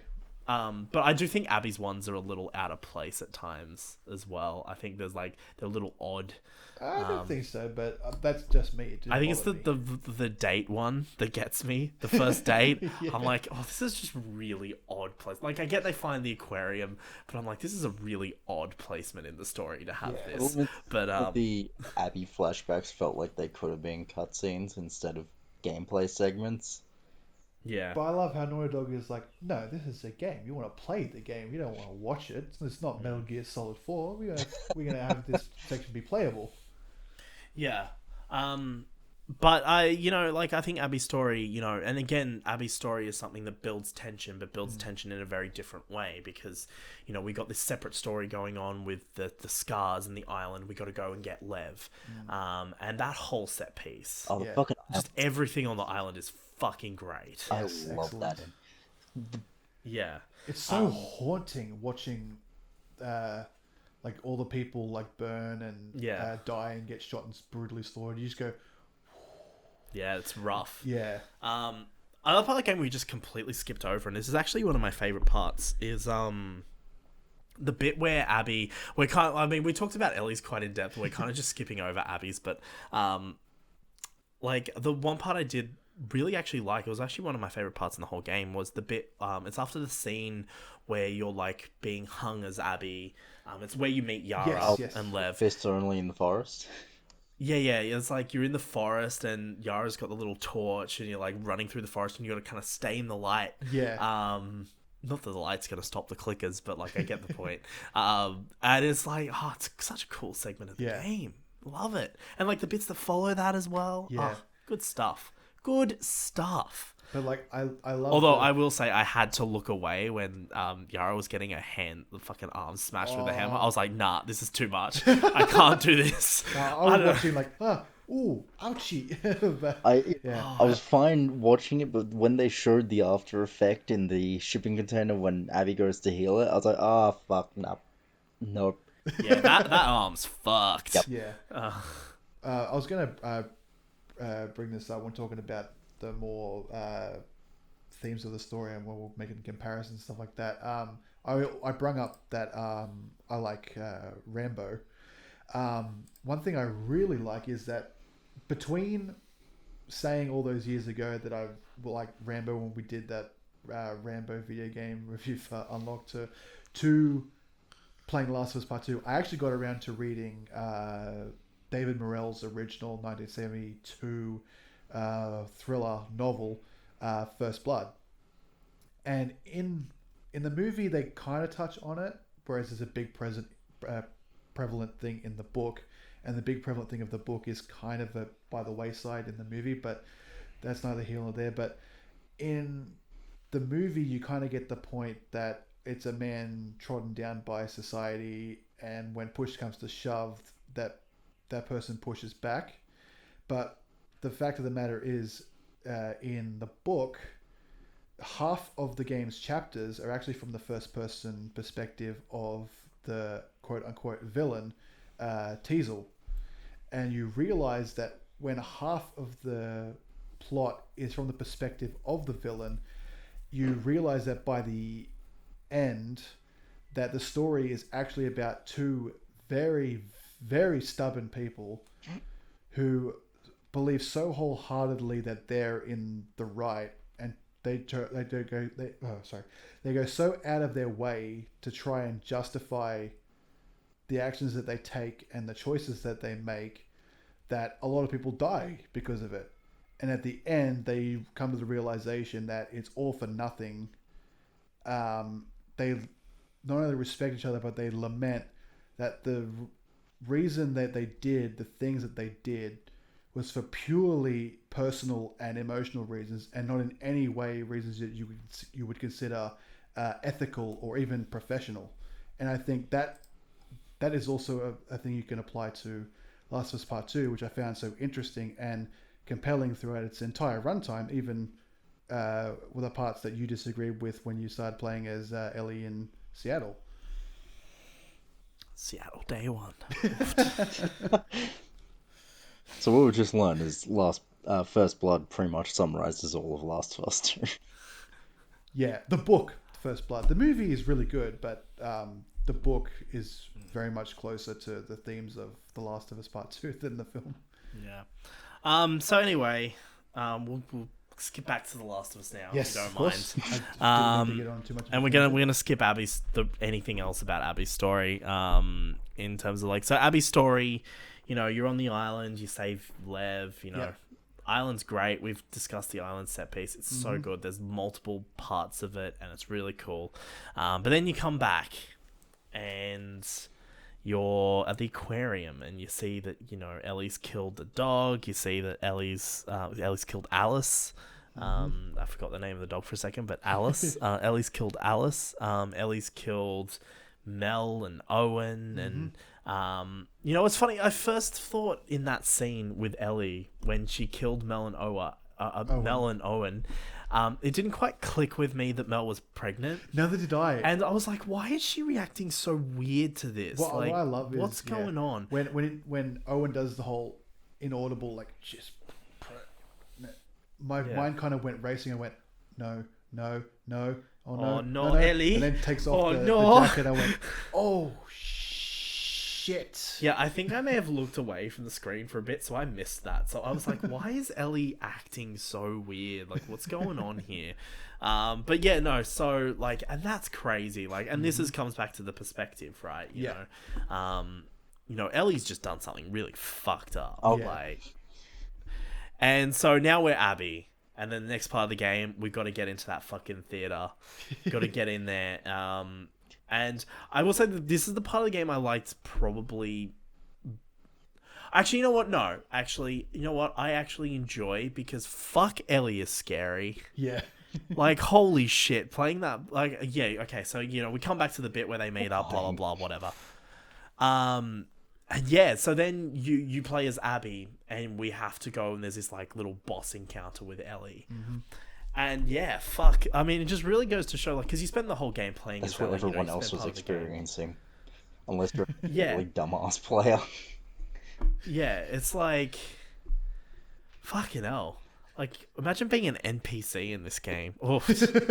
Nah, I'll be right. Thanks, mate. I'm out. Thinking the boss fight, it's okay, this is fine. It's a boss fight. But I swear by the end of it, she's like a fucking ghost cat. Just nowhere to be found. And I'm like, is she... Yeah, she just...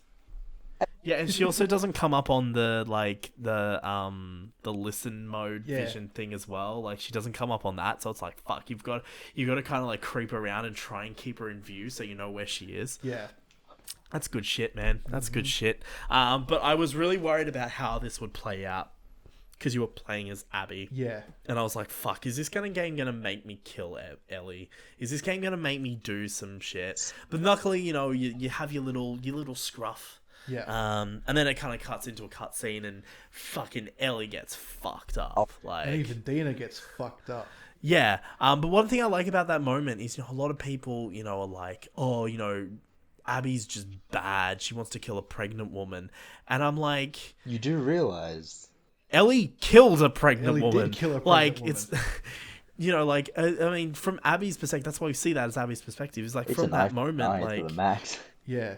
it's like, It's- Ellie's you like, will she's learn, pregnant, yeah. It's like, good, fucking deserves it. And I like that it's Lev that's the one I that's love that like, too. Please stop. Just just good boy there. and again, that mirrors the first game, very much, as the first game plays out, Ellie is very much this, like, conscience for Joel in a Yeah. lot of ways. And then again, that mirroring comes back, and I love that Yes. a lot. But yeah, so Abby lets them go, and we skip forward a bit in time. We get to my most scary part, purely because I thought Ellie was gonna die the entire time. Oh, yeah, the last part of the game, yeah. We the farm the first time, right? Yeah. Dina and Ellie living a happy life. I spent the entire 30 minutes to an hour thinking that that was a fucking dream sequence and that they were both lying dead on the floor of that feeder.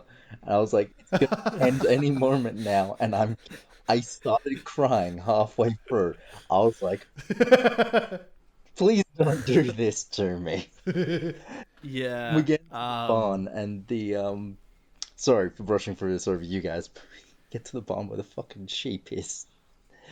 And I was like, maybe this at that point I kind of solidified this is real life. Oh no. Someone's gonna fucking kill her in here. Fucking One thing I fucking Jerry just pops out. Jerry and Minx are just like, what the fuck? Now, one thing I love is that it's like, oh, can you herd these sheep back into the barn? And me, as a huge Jack and Daxter fan, do you remember that one scene where you have to help the farmer put his fucking yak cows back into the pen? I'm like, I know you, dog game, making me herd cattle. I was born of this. Except in Last of Us Part 2, you don't have to fucking punch them. So there is that. But yeah, so you have the whole. I think that sequence really cool. It's cool to see, Ellie's. Post-traumatic stress disorder. Yeah, no, it's cool to see how that's all affecting her and everything. But it's Really well done. It's just tragic. Yeah. That she just can't let it go, and The worst. yeah, like fucking Tommy turns up and is like, "Yo." Like, You wanted this, you fucking do it. I'm like, no, please don't make me do this. yeah, it's like, come on, you got away, Need like, to cut our losses, yeah. it's fine, but she can't let it go, and so we have the whole sequence where she's packing a bag, and you have that little moment with Dina, and Yeah. she leaves, and it's all fucking Goodbye tragic. to it forever. But then that's followed up with a sequence with Abby and Lev, or is it the other way around? No, it's this way around, isn't it? Yeah, Abby and Lev, and they find the Fireflies, which is something that's been building towards with Abby's story the whole game. Yeah. And you're like, oh fuck, that's right, the Fireflies exist apparently still. And I thought that's so cool, like just seeing, I guess, the joy on her face when she realizes, that there are Fireflies out there, only to have it ripped away moments later by fucking By the Rattlers. by the. My God. I love fighting the Rattlers because the game does a really good job of juxtaposing that murder is not a thing you should be enjoying, but it inherently feeds the fact that it is enjoyable. Yeah. And there's that really nice dichotomy where it's juxtaposing you are enjoying this, but you morally shouldn't. But Yeah. fuck, taking out those Rattlers, I was like, yeah, fuck you. Yeah, I slow, love the motherfucker. entire last part of the game. Like, just everything from Ellie in the farm to Ellie in the farm. just that entire bit. Like, Like, I love that cutscene where she gets in the trap and she injures herself. I love that callback to the first game where they were doing, where she's just like, oh, Ellie's the name of the little girl that broke your fucking finger. And in the second one, the fucking, the younger Rattler, who's actually played by the rapper Logic, of all Okay. people, when he almost gets bit by the clicker and they're all freaking out. They're like, "Oh, did it bite you?" No, no, I'm good. You just see Ellie fucking lying in a pool of her own blood, just slumped there, face in the dirt, just chuckling. He's like, "Something funny, bitch?" And she's like, "You shit your pants." He's like, "The fuck you say?" And she looks at him and goes, "You're a little bitch." I'm like, "Yes." Yeah, no, I like, and this is the part of the game where I actually liked Ellie. I was like, this is great. Yeah. Like, I really love the last 3 hours of this game, quite a lot. I think it's probably some of the best parts of this game. Gameplay wise, it doesn't overstay its welcome like I feel like Seattle does a little bit. Okay. Like it's very much to the point in the sense that like it progresses naturally, but it doesn't just hit you with stage after stage of Yeah. Yeah. guys to take out like the Seattle segments do. It's very much like, oh, you've got to get through this thing, and Make it to the then building. Yeah. you know you're on to the next thing. There's not a lot of like there's a lot of like segments where you're like doing nothing in the sense that like you're just exploring and you're trying to find where to go next, and there's no bad guys, there's no nothing. I do. And then of course, Sorry. yeah, They do they sort of do a finale of the Joel Abby connection because it mirrors the Yeah. exact, or actually at this point it's a Abby Ellie connection. At the point where the Rattlers jump them outside the Firefly hideout, Abby gets held down in the exact same way that Ellie did when she was forced to watch Joel die. yeah. No, I did notice I that. noticed Yeah. that too. I just thought that was a nice detail, and then it flows through there, and I think that's the true ending of Abby's character development, and it was really well done. Yeah. But yeah, so then so you kill all the Rattlers, you find their base, you do all their thing, and then you have your final. This is the final part of the game. You know, your final piece, your set piece, and it's just. Man, it's rough. Like, from finding Abby tied up and Lev tied up to then tying down, like, you can see Abby isn't big and muscly like she was. Like, she's fucking lost that. Yeah. It's been quite a bit of time, and, both of them are just exhausted and weak, and, they're done. Yeah. Like, but, Ellie...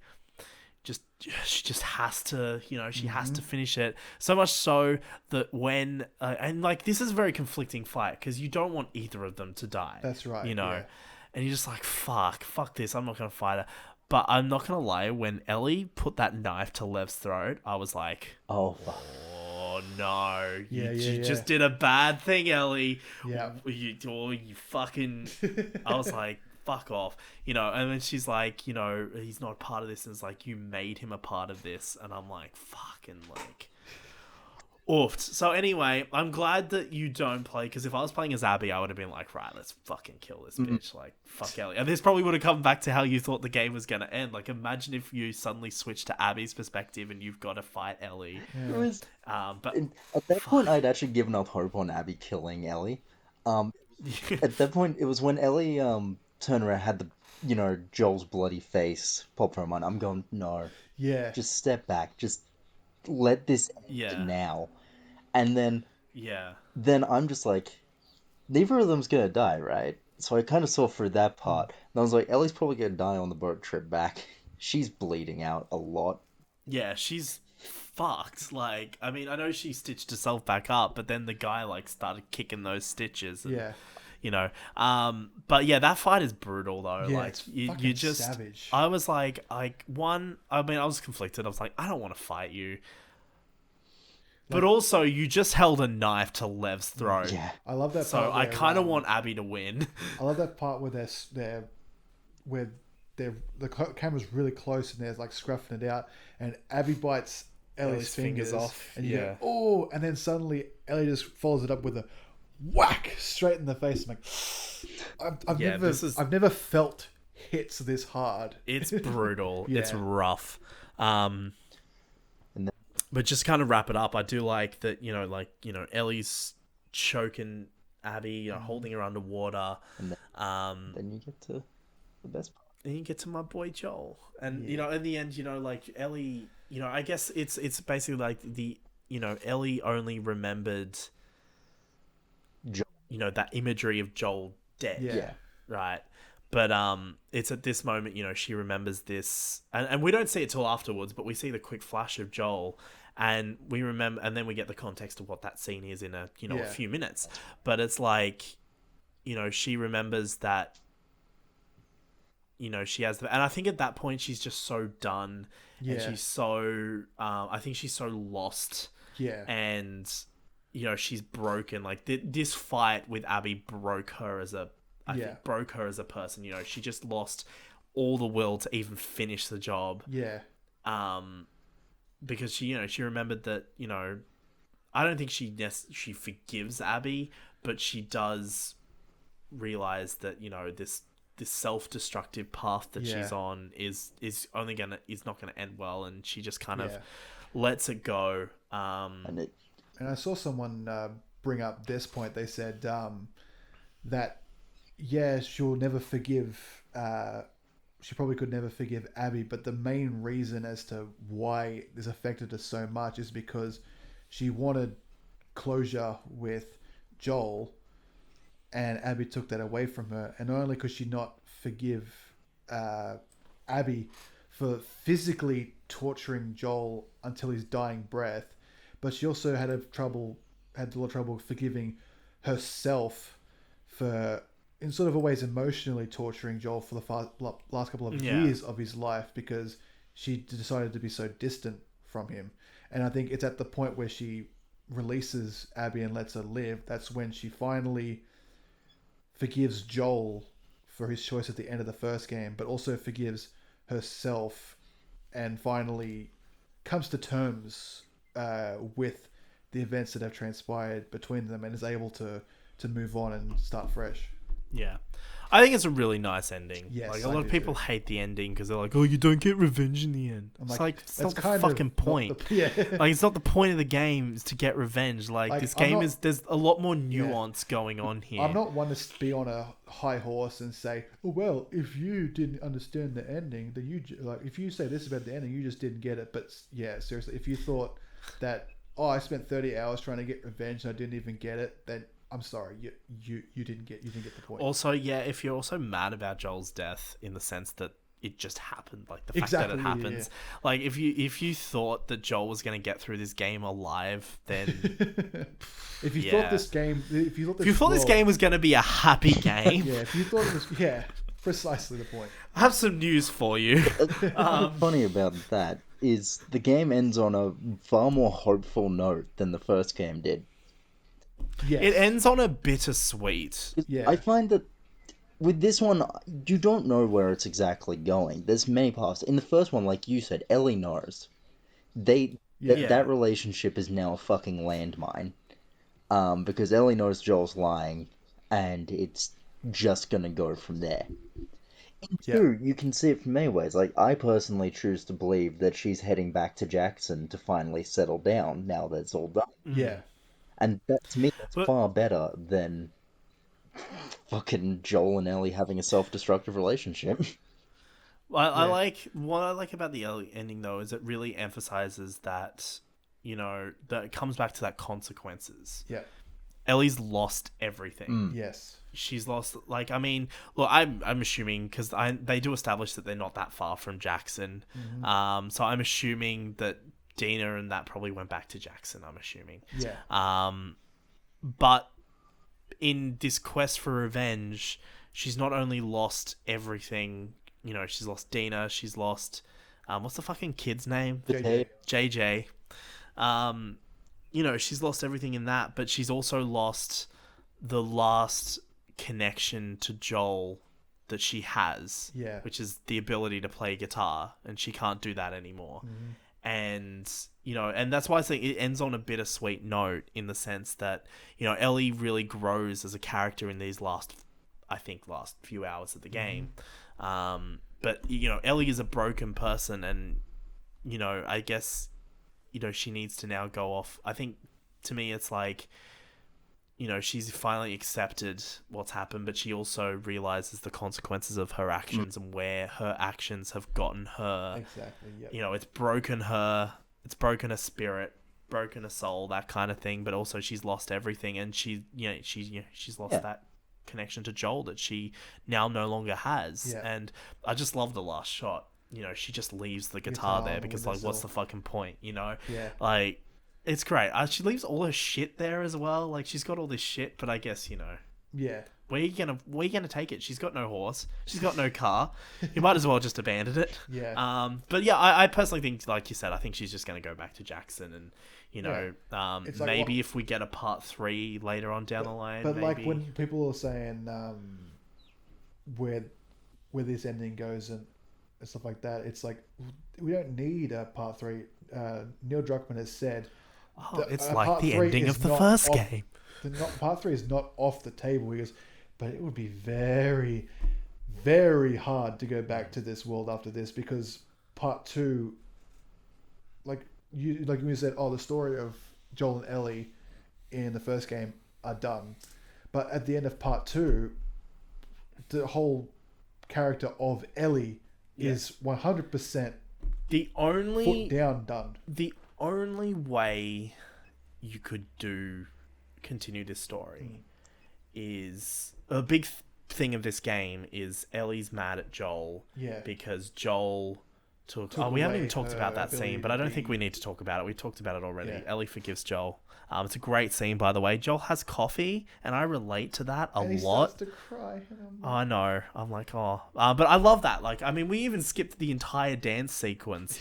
But like, Joel, sticks up for Ellie, and Ellie's just like a real fucking bitch. And it's like, and Joel's just like, yep, okay. And just like Ellie just embarrasses Joel in front of everyone after he just did something. And I'm really glad there's this little scene at the end, because like the game really really works hard to make you believe that that's the last time that they talk with each other. Yeah. But then to get this little ending where they're like, Ellie comes and is like, I don't know if I can ever forgive you, but I would like to try. but also like Ellie just turning up there is like, even though she doesn't say it specifically, I think she's trying to just be like, look, I'm sorry for being a bitch. Yeah. That was uncalled for. Yeah. I'm sorry, but even though she doesn't say that, but Because like, if she did outright say it, that wouldn't be good writing. yeah. But I like that ending, and I do like the end of the game, and I think the whole point I'm bringing up here is the big part of that whole drama, is that Ellie. Ellie thinks that her life could have meant something.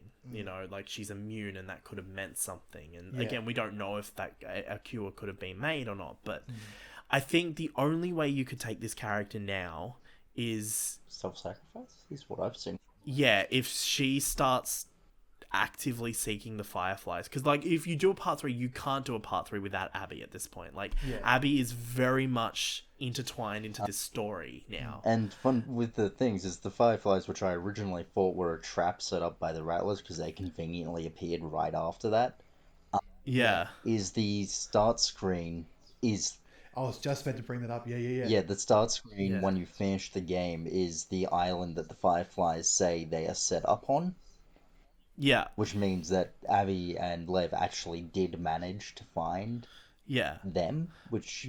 So I think that's the only way you could take Ellie as a character, is to a point of where she accepts what her life means and accepts her destiny. As much as I hate using that word. You don't have to do this, by the way. I'm not saying you should do this. I'm just saying I think it's the only point, the only thing you could do with this character at this point. And have it be that she goes on this journey to, find the Fireflies, and, goes on this self-sacrifice journey. And maybe it's like it's like Abby in the second game, how she has a little redemption play out over the course of the game. You could have an Ellie redemption story. But at the same time, this is also The Last of Us, and The Last of Us doesn't have happy endings. So But like when I saw the ending of it, it's like, where could you possibly take this character any further? It's like, you can't. It's either she'll go back to Jackson and rekindle her life with JJ and Dina, or she goes and offs or she herself, won't. one of the two. The fact of the matter is, either one, it's like, okay, I've seen all that I could really ask to see Yeah, like again, I finished this game feeling very much the same way as I did the first game. Is I just there doesn't need to be a continuation of this. Exactly. But I also finished this game saying that this just didn't need to happen anyway. But that's just me personally. But like, I mean, yeah, I think the only way you could do, like, I'm very much at this point, especially with how, for me personally, The Last of Us 2 turned out, I'm very much against a sequel. At all. Like, if you're not going to do an anthology and do some different characters, I don't care. I'm not interested. I'm not interested in a part 3. You can call it part 3. I'm fine with that. Just don't have the same characters. Don't make it an actual continuation. Like, actually, no, you make it about Abby. I'd be fine with a part 3. Yeah. I know it's like the wrap of her arc, but make it about Abby. Maybe a little adventure with Abby or something. Like, I'm fine with that. Do a DLC. Do like a Left Behind, but with Abby and Lev. Yeah, we'll see.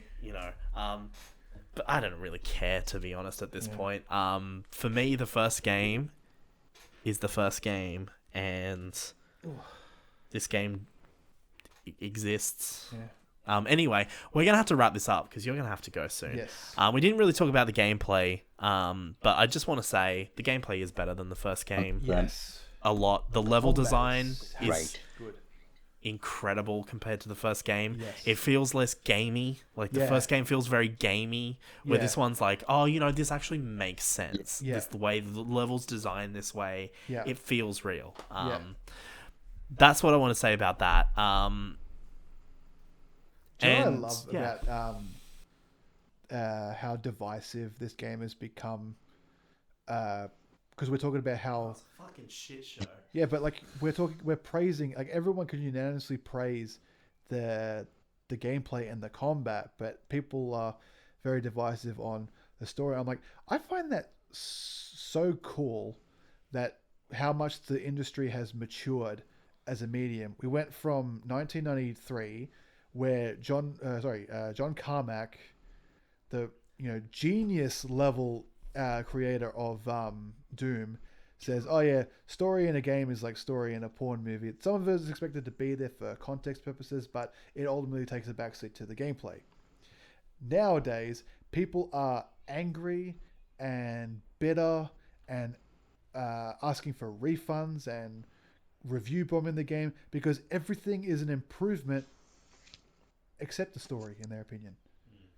Look, I think this game, and like, I don't want to say, like, I mean, again, it comes back to perspective. I think there are a lot of legitimate reasons to not like this game. Yes. But they all seem to revolve But around also, the this story. game isn't fucking 2 PC, so shut the fuck up. You. Oh, this game, fucking Naughty Dog's gone all PC. Fuck off. I did want to talk about Sony's marketing, but I think we need to wrap this up, so we'll just leave that. One thing I want to say before I leave, to Miss Laura Bailey, you've done an absolutely fantastic job your entire career, and your performance in this game is no different. And the outright disgusting and vile hatred that you've been receiving is completely stupid, and you deserve all of the positive messages that you've been getting. I find it so fucking ass backwards that people would send threats of violence and even death to a person and their family because they played a character. I'm going to give all your listeners the benefit of the doubt and say that they don't need to be told this. It's common fucking sense. No, our listeners definitely need to be told this. But when you're an actor, and acting is a job, right?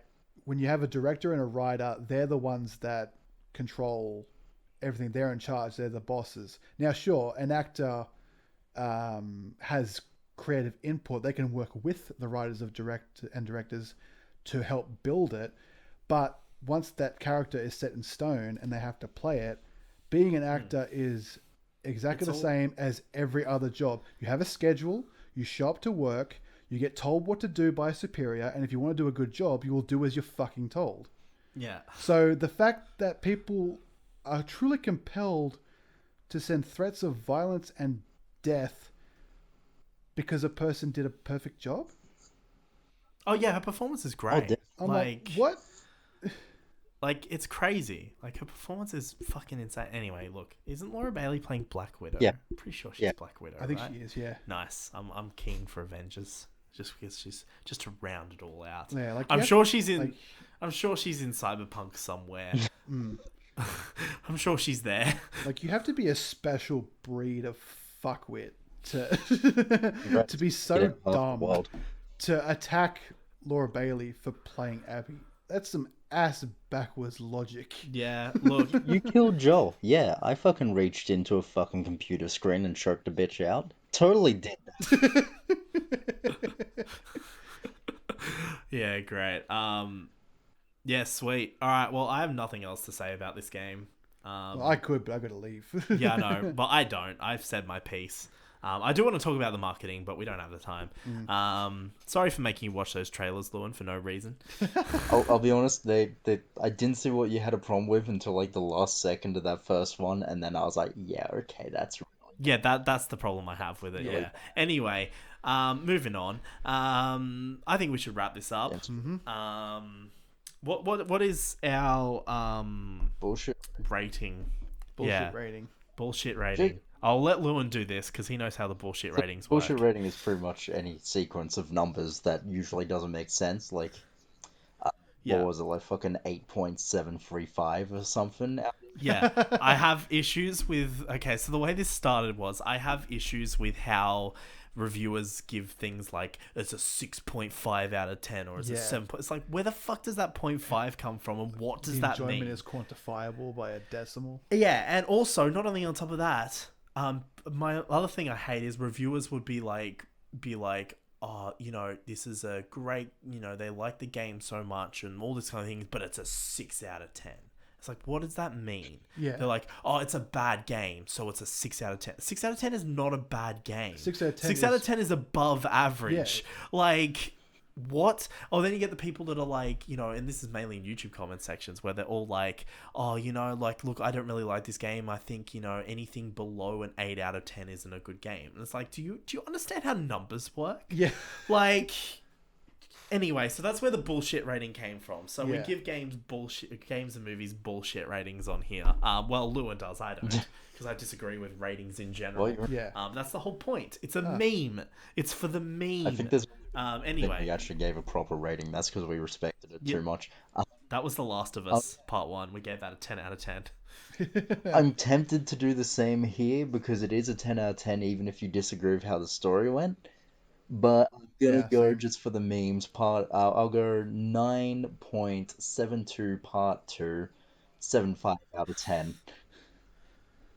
There you go. You heard it here I'll tell you what, I concur. I give it the exact same.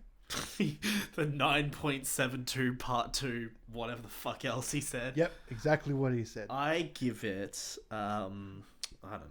I give it. How many chords on guitar are there? There's what, like 1, 2, 3, 4, 5, 6 on each wheel. I'm talking about in the game, not in real life. 6 on each wheel. And there's what, and then 4 like wheels? 6 octaves? Something like that. There's 6 of them. I thought it was like 4. Anyway, the amount of chords that's in this game on the guitar, that's how I give it out of 10. Yep, perfect. Yeah. Beautiful. Okay. Anyway, I think we should wrap this up. Thank you, Jacob, for coming on and Thank you for talking having me. about It's good to be some here. Naughty Dog Last of Us games. You know, I thought, you know, we have some differing opinions, but I thought that created a bit of an interesting discussion. Yeah. I enjoyed this episode. But as we all know, The Last of Us Part 2 is PC gone mad, obviously. Like course. it's just PC gone mad. Reprehensible. Anyway, yeah, so we're gonna wrap this up. So thank you for coming on. You're welcome. Thanks for having me. This was an interesting way to set this podcast up. I don't know if I'm gonna do this again. Next time. Yeah. Thanks, Lewin, for coming on. No problem. I'll be here the next time we do this and the time after exactly. that. Yeah, you'll just be here forever. But yeah, I don't know what we're gonna do next episode. I haven't really thought about next episode yet. Yeah, I'm sure we'll figure something out. But anyway, yeah, thank you guys so much for listening and watching. If you're on YouTube, don't forget to subscribe, clicking the subscribe button. We are now on Spotify, so link in the description, we are. I'm sure. The link is in the description below. You can listen to all our previous episodes on Spotify now as well, so you don't have to sit and watch fucking a YouTube video. But as always, all the segments of this game a game. Well, the segments of the game review will be in the description below in Timecodes, but the entire podcast will be put into Timecodes, categorized, so you can listen to whatever you want. I mean, it's pointless saying this at this point in the podcast because they've already listened to it. Probably not even listening to this, so that's fine. Anyway, yeah, you can find me on Instagram. I have my film account, Be a White Film, that I barely ever post on, and my other account, Rebelcroft, which I post on fucking inconsistently, but regularly lately. It's weird. But in case you give a shit, my Instagram is jacob.ingram12. So I was actually about to bring that over. We'll link that below. Suppose you can But yeah, as me a nowhere. yeah. Yeah, exactly. But yeah, we'll figure out something. But yeah, I'm gonna keep working on the little things that I'm working on for next episode. So get ready, episode 10, baby. It's gonna be great. I don't know what we're doing yet. We'll see what happens in the world between now and then. But yeah, I'm sure Lou and I will have a discussion about it at some point and decide what to do, I think. But yeah, that's it. Thank you guys so much for listening. And Lewin, take us out. All right. Have a good day / night / morning, everyone. I've run out of those fucking news jokes, so yeah, see you guys later, I guess. Bye. See ya.